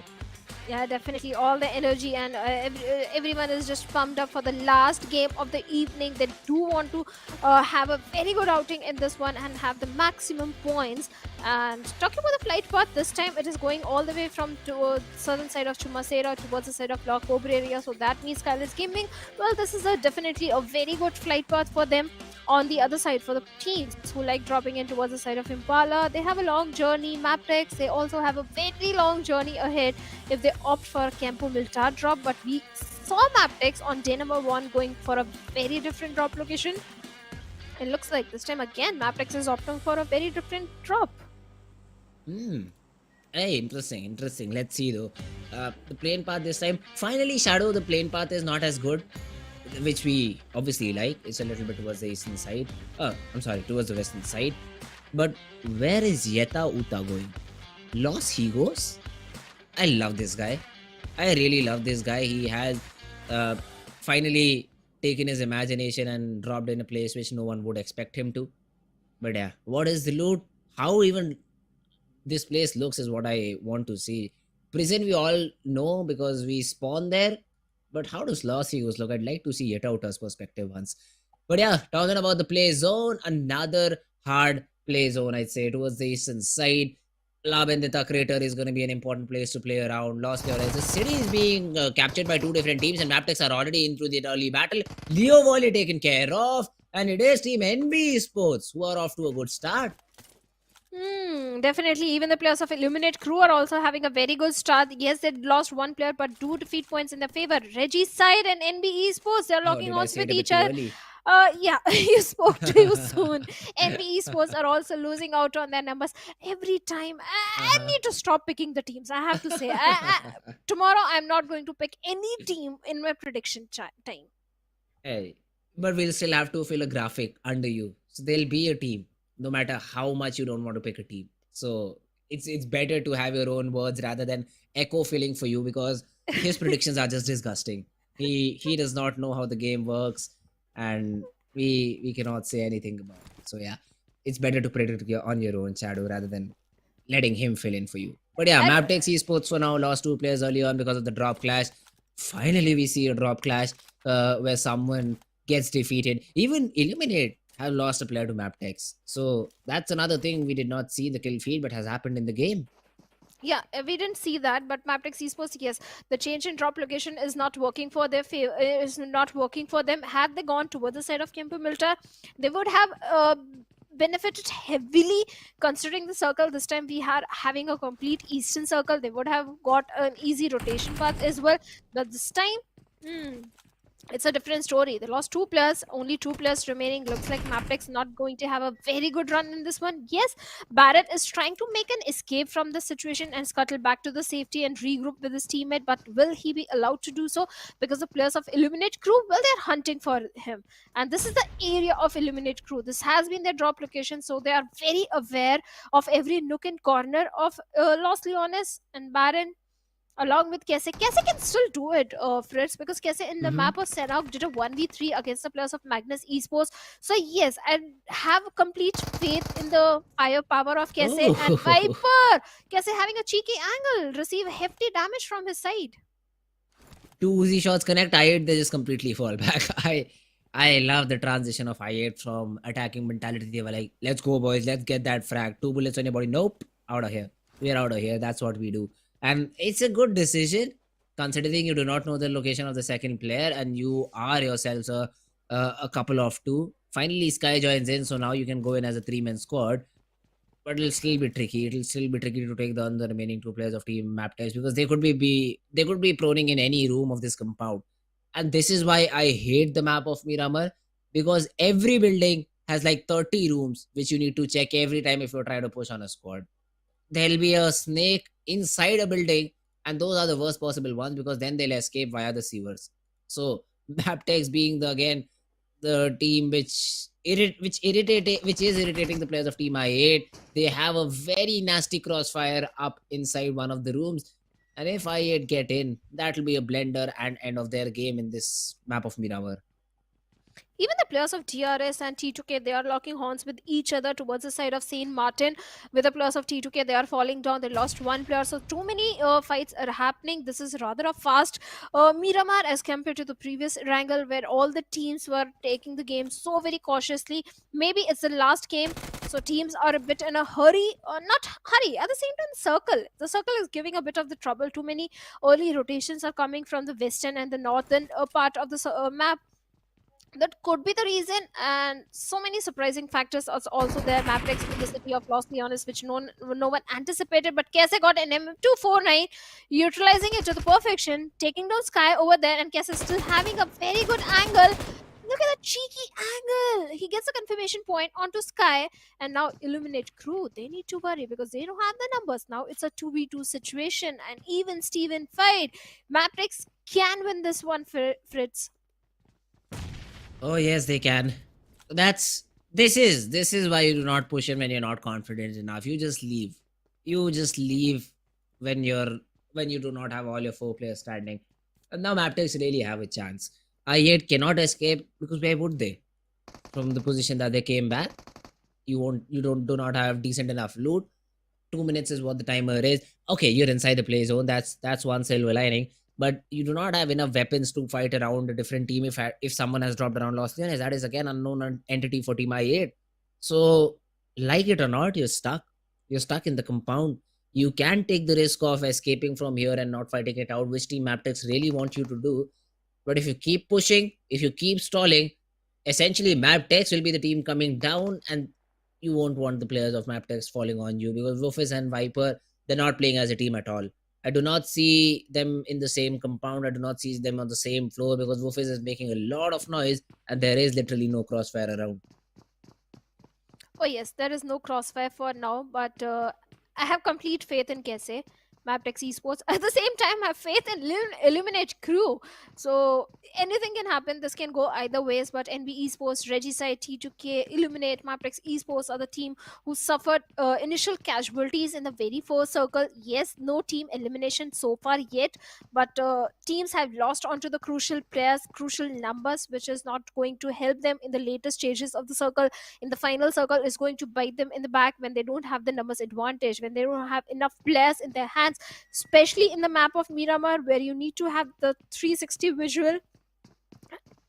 It's an open field. This is one of those maps where you need the numbers at any cost, but it's kind of a stalemate situation in the map. Everyone is just busy grabbing those resources, and as one of our co-casters likes to call it, it's a podcast moment. Blotter likes to say it's a podcast moment. Nothing really is happening in the map, so we can have a little bit of podcast. So according to you, which team from the Pakistan region has the capability or caliber to showcase a very good performance on the last day? On the last day, oh, Yeah. okay.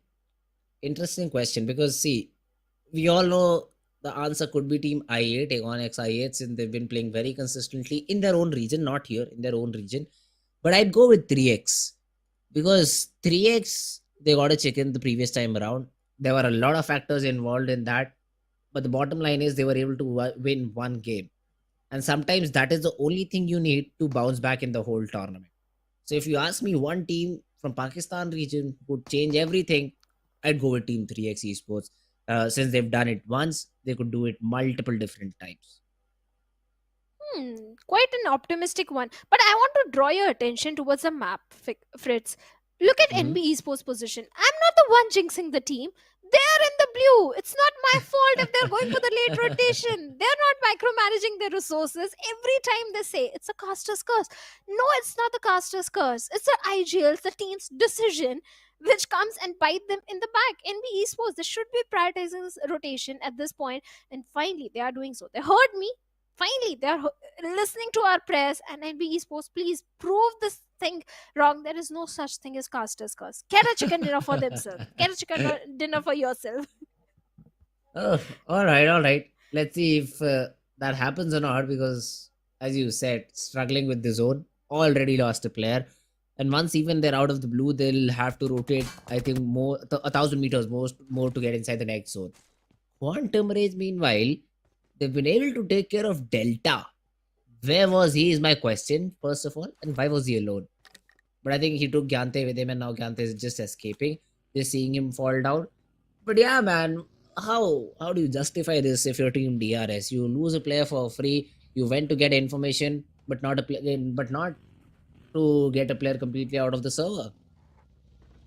But Raw officials, they're getting out of the server, and one player has already been eliminated from the side of Raw as well.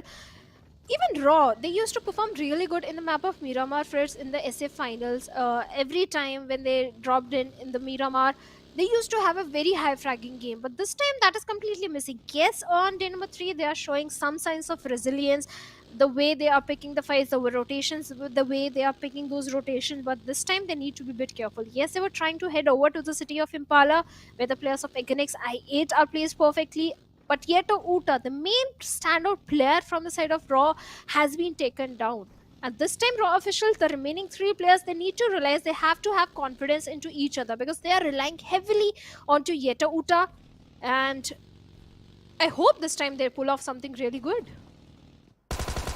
Oh, let's see if that's the case or not. Oh, okay, this fight's still going on. Never mind, Baron. He is the last one standing from his team, and I think Wufez is the only player himself. So yes, he is.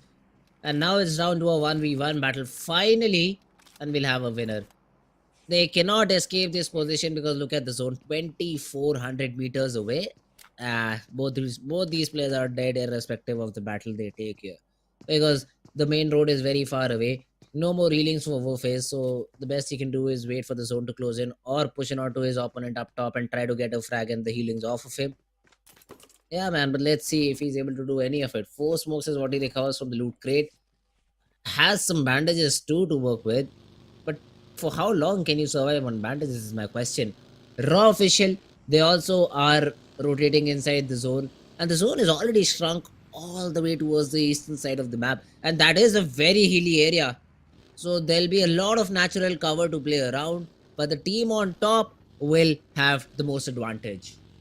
And Magnus, look at the position. They are right in the epicenter. Yes, you have certain hills to have height advantage, but 52 Esports. But Quantum Rage in a close frontal battle with the players of IHC, and Zeol was down, but Demo comes from the backline, saves the day, and saves Zeol in that situation. But like you were saying, MABETEX Esports and Illuminate Crew, both these teams are doomed. Nothing can come out of the situation. Baron with the last first hit already popped in. There is nothing he can do. Woofy is also not having any healings. He can hope to get one elimination point, but that also has been denied as Baron gets one, and that Illuminate Crew has been eliminated. But at the same time, What? MABETEX, I don't think that can do move inside the circle. But what just happened? Magnus Esports, they were looking so very good. But 52 Esports, they're trying, they got one confirmation point onto Higmas over there. At the same time, on the low ground, we have the players of T2K. That spray is what surprised me from Zibian.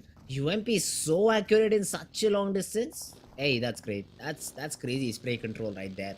Magnus, great job, but that's only you dishing out damage and not capitalizing on it. Drolin is on a risky mission, and plus he just has a level 1 helmet and a level 1 vest. So essentially, you're just working with a protective film and not a complete cover. You need to be really careful with those fights now, Drolin. And Magnus, they're just wasting time here. They're waiting for the next 40 seconds, hope that the zone closes in and they are inside of it. Raw, meanwhile, they went against Aegon XI8 and now are out of the server. Falak gets that frag, gets another point to his name.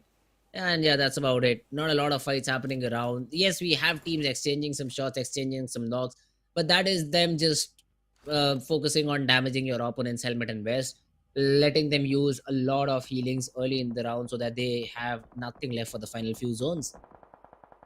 Yeah, micromanagement of the resources is also very crucial. You can try and deplete the resources of your opponent, and that is going to come and bite them in the back in the later circles. And T2K, well, they are surviving with only one player, that is Jane.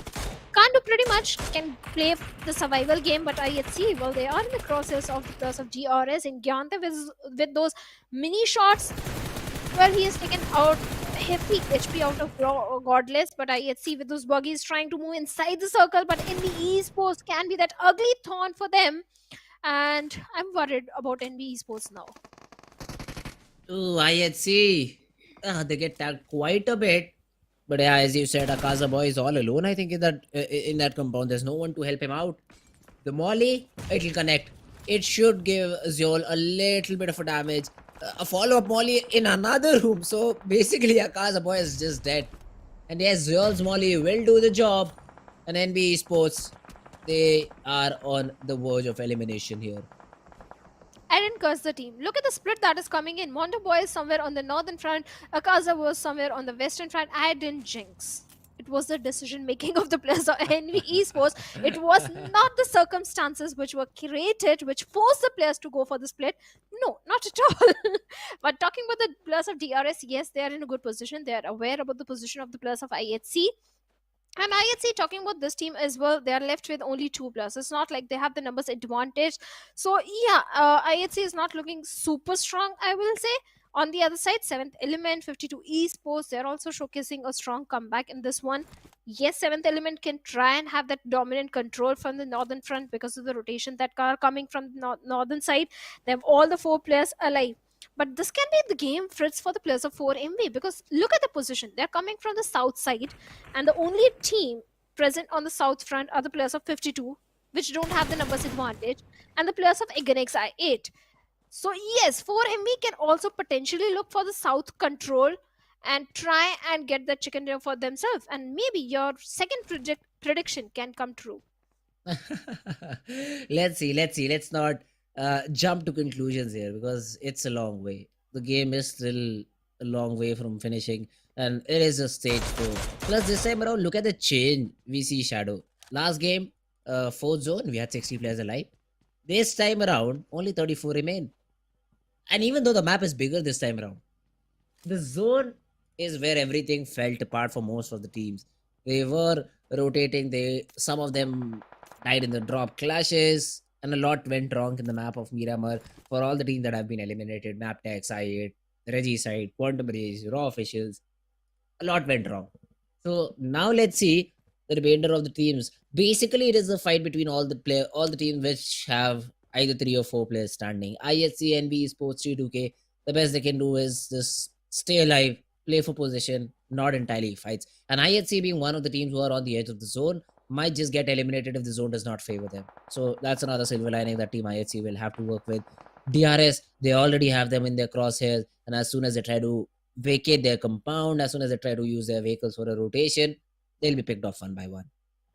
But what do you think is happening wrong with the players of SKYLIGHTZ Gaming? Because SKYLIGHTZ at one point in the SA final, they got the maximum chicken dinners for themselves, and in the map of Miramar, they used to perform really good. But this time, SKYLIGHTZ, they are suffering. Yes, in this very game, they have the numbers, they have all the 4 players alive, but we haven't witnessed a single good game. Okay, one good game was there from the side of SKYLIGHTZ Gaming, but other than that, I don't think SKYLIGHTZ Gaming have been performing up to our expectations. No. That they haven't. As I said, SKYLIGHTZ only performed in one game. That too, not brilliantly. They just had a good performance, I'd say.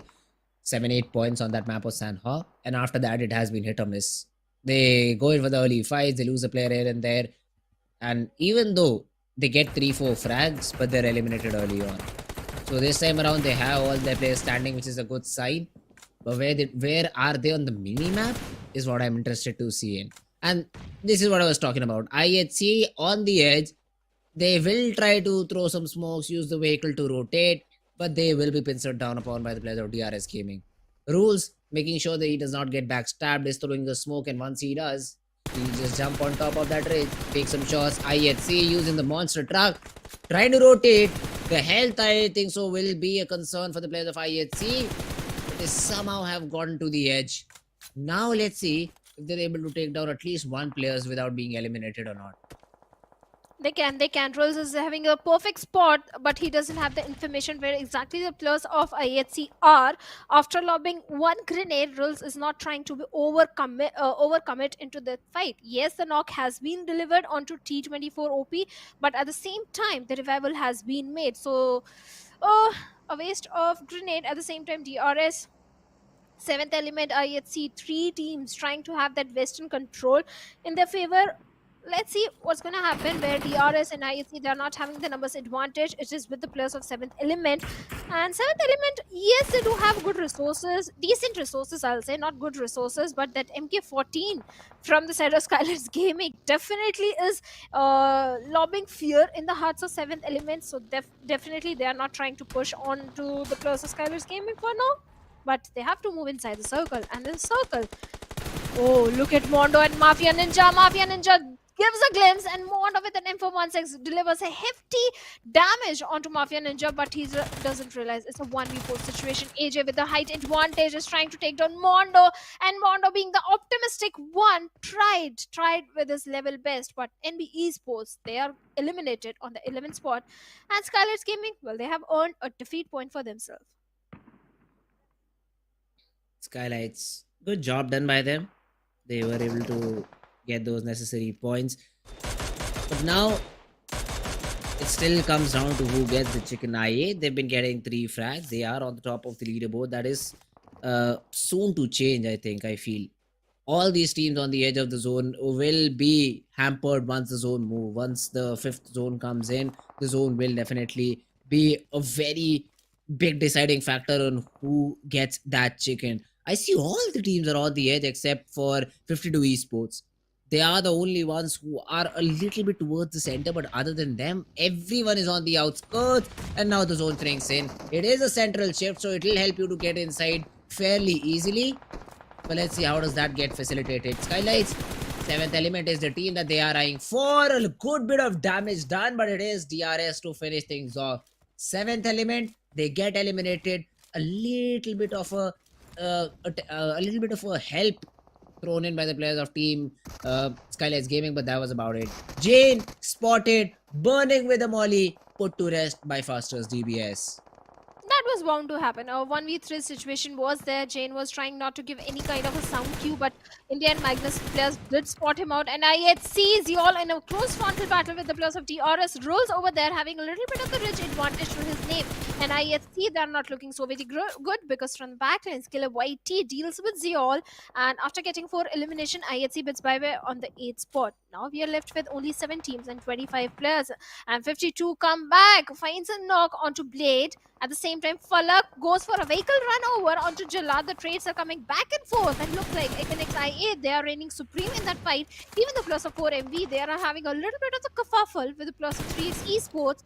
This game has written 4MV all over, considering the position, considering the number which they're having, and the firepower which they bring in. 52 Esports, well, they have been eliminated. All thanks to the players of Ekenix I8. And Miracle also goes down through the hands of Refuse over there. And 3X Esports, can they stand against the players of 4MV? I don't think so. Miracle also goes down. Momdo also goes down. And that's it. 3X, they are done. But valiant efforts from their side. They survived till the top 6, but no elimination whatsoever. There was a third party from DRS which led to the elimination, but it does not matter how it comes. This is what happens if you're not able to get enough number of frags.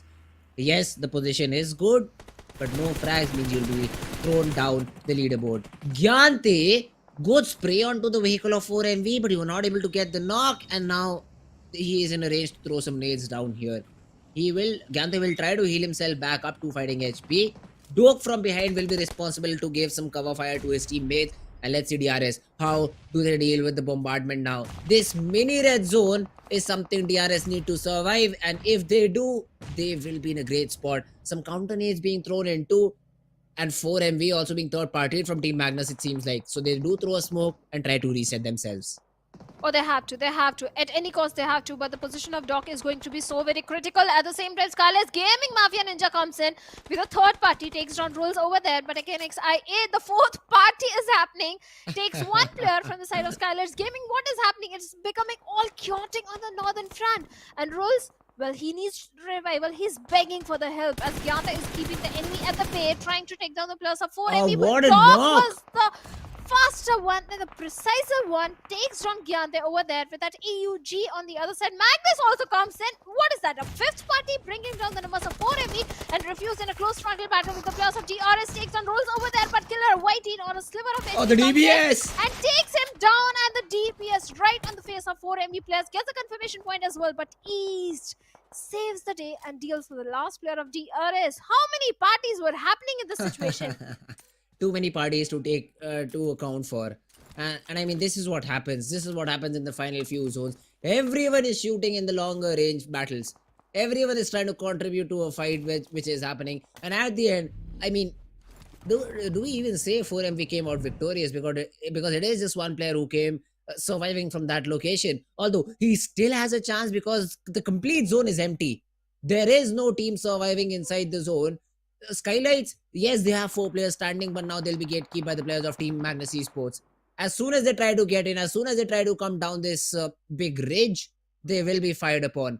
Let's see Magnus if they're able to take care of the players of Team SKYLIGHTZ Gaming or not. This is a blessing in disguise for the players of Magnus Fritz, because this can be the gameplay even for the players of SKYLIGHTZ Gaming, because 4MV, they're left with only one player. DRS, they have been eliminated, but SKYLIGHTZ Gaming are rushing towards the side of Magnus Esports, and AJ has been dealt with by Eganix I8, and Blade also takes down Droll in a perfect third party, which the players of Eganix I8 are doing right now. Even faster has been reduced to 10 HP. The confirmation point has been made onto Drollin, and Nima gets the point. Now Magnus, they're left with only 2 players. Oh, Zibin gets taken down. Good shots from I8. They are also contributing to this third party SKYLIGHTZ. They somehow get close to the compound. Zibin gets taken care of, and it's all down to faster for Team Magnus. He is the last one standing. He is also being subjected to a few shots. Spotted down. The nade will flush off No Fear. Okay, it was Molly which will flush out No Fear from that angle. But I mean, for how long does he survive? I don't think so for any time. He'll be eliminated very, very soon is what I feel. Faster, Mafia Ninja in a close frontal battle. Faster is hiding. Mafia Ninja also needs to be a bit careful. At the same time, the blue is also catching up, and Eganix IA, they are also closing in the distance. SKYLIGHTZ Gaming, yes, they have the numbers. Magnus Esports have been dealt with. Faster goes down, and Magnus Esports, after getting 4 elimination bids by 3 teams, Eganix IA 2+ up against the entirety of SKYLIGHTZ Gaming. Yes, the grenades are being flung over, but no connection whatsoever. SKYLIGHTZ, the worst thing for them is still the 2 players of Team I8 are up top. So they will be cover fire, and Falak's nade just got to SKYLIGHTZ. This could be difficult for them now. Did Mafia Ninja get spotted? There is a pixel which I can see inside that container. No fear. Even with the MK is not able to do anything. Falak is just a beast in these 1v1 scenarios. He also jumps down, gets the final frag, and leaves East all by himself in a 1v4, and I think we already know the result. Aegon X I8 are moving forward with the final WWCD to their name, because East, I mean, yes, he has the caliber, but 4 different players, 4 different angles, 20 different nades is what I feel. Yeah, that should be it. Oh, wait a minute. East gets a knock onto Boost.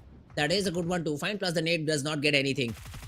Aiku, he was trying to just tickle down East in that area, but is not able to do anything. Blade jumping with the buggy.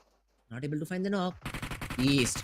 The 1v1 with Falak is going to be important, but both the players, Aiku and Falak, peak together, and Aegon X I8 finally show why this is the best team in the region of Pakistan.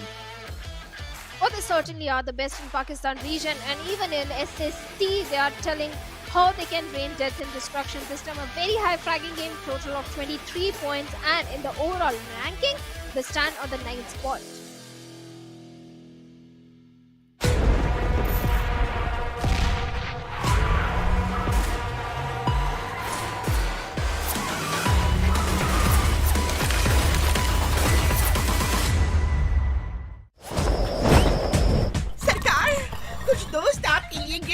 आएंगे।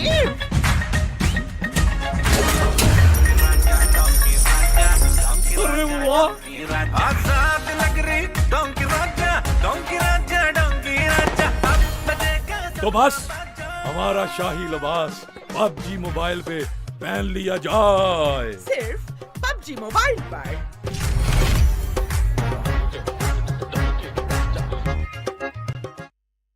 At least better है उससे.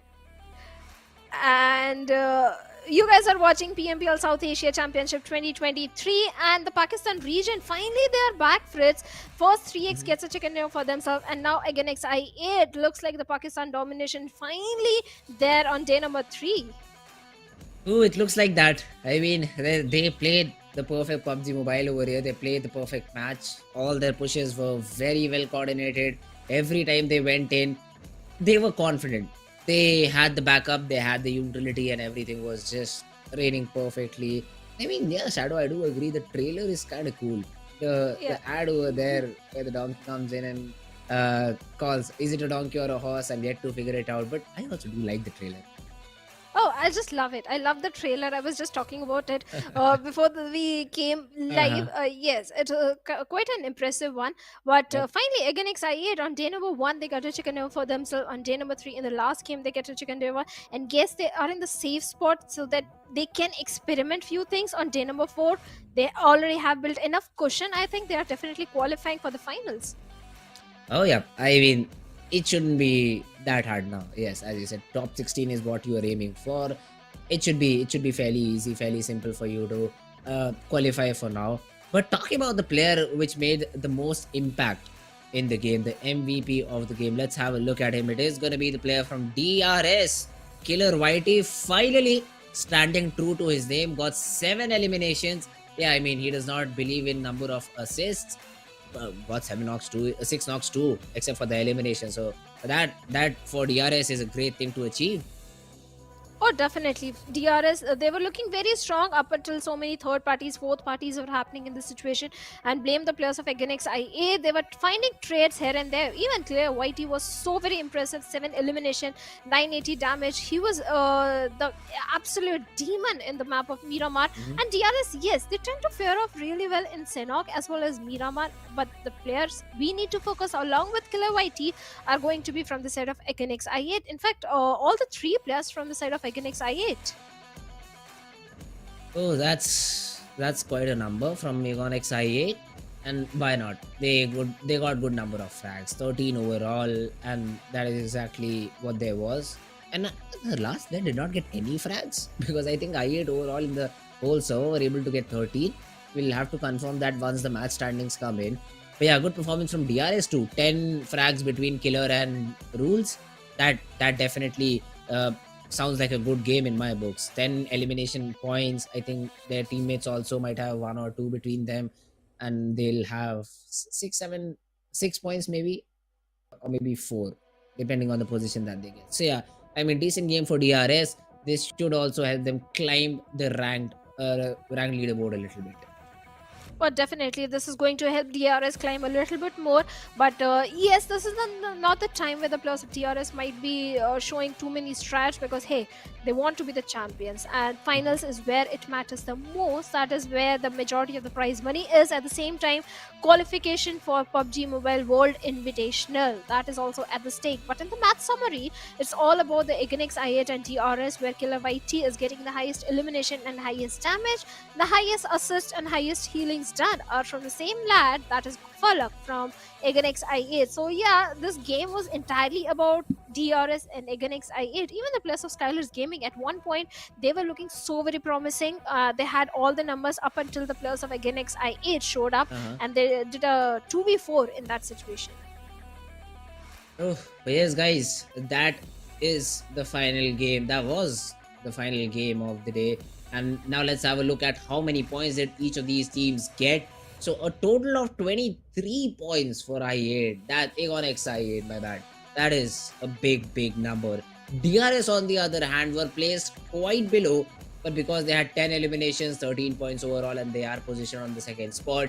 4MV, a good recovery from them, 12 points. SKYLIGHTZ Gaming get 9, Magnus get 8, and the rest are on your screen. good job done by the teams who are trailing a bit in today's games.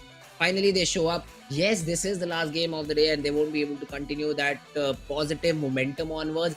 But they still have another day and 4 games left to prove their mettle and at least try to qualify in top 16.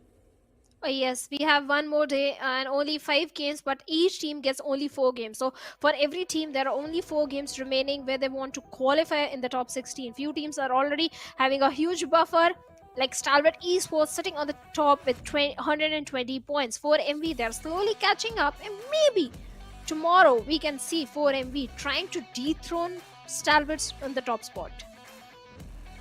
Oh, that's correct. And now it seems again like a South Asian battle. This is what I saw when I first joined PMPL South Asia. 4MV and Stalwart fighting it out for the top. At that point of time, the lead was just too great after the 2 teams. But here, MABETEX, they still have a chance. Leo, they still have a chance. Highvoltage, they do still have a chance to dethrone the players of Team Stalwart Esports and 4MV. But the main masala, the main magic is on page number 2. We are 52 Esports, SKYLIGHTZ Gaming, Regicide, Tough. These are the 4 teams which have to perform tomorrow or they will bid adieu to the season. Even I think the players of Quantum Rage, Raw Official, 7th Element, they are in the danger area. I'll take the liberty to say even the players of 3x Esports are also in the danger area. One chicken dinner from the side of any of the team who are on the bottom and they can propel themselves and come in top 16. So yes, all these teams on the second page, barring the players of Illuminate Crew and Magnus Esports, they have to make sure they deliver a good consistency on the remaining 4 games, because it's only 4 games. You don't have enough buffer, you don't have enough games in your hands to mess up in a single game and try and recover on the remaining 3. So yes, the pressure is definitely mounting on all these bottom teams. It will be difficult for all of them to perform under such high pressure. But then again, they have to remember they just need one spot. They just need to push one of these teams down and get themselves a spot in top 16 teams. Again, the gap is not that great. One chicken is what they need to confirm their spot in the grand finals. But will it come? Will it come? That is the main question that we have for all of these teams. And it will be a great day. It will be an important day tomorrow for all of these teams to perform. And now I'd say that I feel confident the team Regicide could be one of the teams. I don't know why, it is just a gut feeling. The team Regicide might be one of the teams that perform tomorrow and are able to book a slot for themselves in the top 16. Oh, they should, because of the performance which they delivered in their own region in the PMPL Pakistan. They came on the second spot, having the highest elimination points. So yes, big things are expected from the side of Regicide. Their fans are definitely expecting them to qualify for the finals, not just qualify, at the same time deliver a very dominating performance. So yes, Regicide can be those team. At the same time, Raw Official, they also tend to thrive under the pressure. But looking at the elimination leaders, well, Apex is leading with 29 elimination and Killer YT with 25 of his own. Oh, that's about it. I mean, Apex, he is leading the chart. Doc following him. There's that. I think after tomorrow we'll have a clearer picture on who the leaders will be. And once again, I do not have any doubt that this title is also going to be won either by a player of 4MV or a player of Stalwart Esports. That is because these are the teams who are super aggressive, super in your face, and they always deliver. And even in terms of damage, if you look at it, Apex, yes, he might have 29 eliminations to his name, but Doc is almost 1,000 damage more than him. So this means that all these teams, they love to take those duels, they love to take those fights against their opponents, and are very, very great entry fraggers. So this will be important to see how does day number, I think 15, match number 15 pan out. But overall, if we talk about today's game, Stalwart Esports is the only consistent team that got the 2 chicken dinners for themselves. They even got a second position in map of Sanhok. So overall, I'd say Stalwart had a great game. Oh yes, it started with the Mongolian domination, and in the end it was entirely about the Pakistan teams showcasing a great comeback, starting with 3x Esports. Not just 3x Esports, even the players of Magnus Esports. Yes, they didn't get the chicken dinner for themselves, but still it was a Pakistan comeback, Pakistan region comeback towards the end of the day. Let's hope it continues on the last day as well, because if not, maybe the team won't qualify for the finals, and we do expect out of it at least 4 teams to qualify for the SSC Championship finals. Oh, it'll be important. It'll be important to see who comes out on top tomorrow. But it'll be interesting too. I mean, if Stalwart can make a jump like that, the other teams should take inspiration and maybe try to follow what SPE did. IS is again another team which we do not talk about a lot, but they've been performing silently. So Yeah. once they qualify, again, this race is mostly about qualifying for top 16. Once they qualify, we'll have to keep an eye on them in the grand finals. Oh yes, IHC is definitely one of the strong team in the lobby. They do have the international experience. Also, the entire team was known as Use Esports previously, and Oh, yes, okay. they are capable of doing big Mhm. things. At the same time, Leo Esports, this is a team that is impressing me the most. The improvement in the gameplay is tremendous as compared to the SA final. So I'm expecting Leo Esports also to deliver a very good performance on the very last day, because this time also in one of the game they had what, 14 frags for themselves, if Yeah. I'm not wrong. Yeah, 14 frags. It's just that they didn't have the numbers to get the chicken air for Mhm. themselves. Otherwise, that Erangel game could have been the game for the players of Leo Esports. Oh, that's correct. That game of Erangel was very interesting. I mean, as soon as I saw Seventh Element being completely taken down by them, that that was just insane to see. And I'd like to see some more performance from Team Leo Esports in the future. I mean, they show us what they can do. They showed us the glimpse that they are a very aggressive team. But now, how do they finish it off? How do they come in top 16? That is yet to be seen. Well, they yet to be seen, and we'll witness all that action tomorrow. But that's it for today, folks. Thank you so much, guys, for watching us. And if you want to see which teams are qualifying for the finals, tune in tomorrow at the same time. For now, me and Fritz will bid you bye bye. Thank you so much. Have a good night.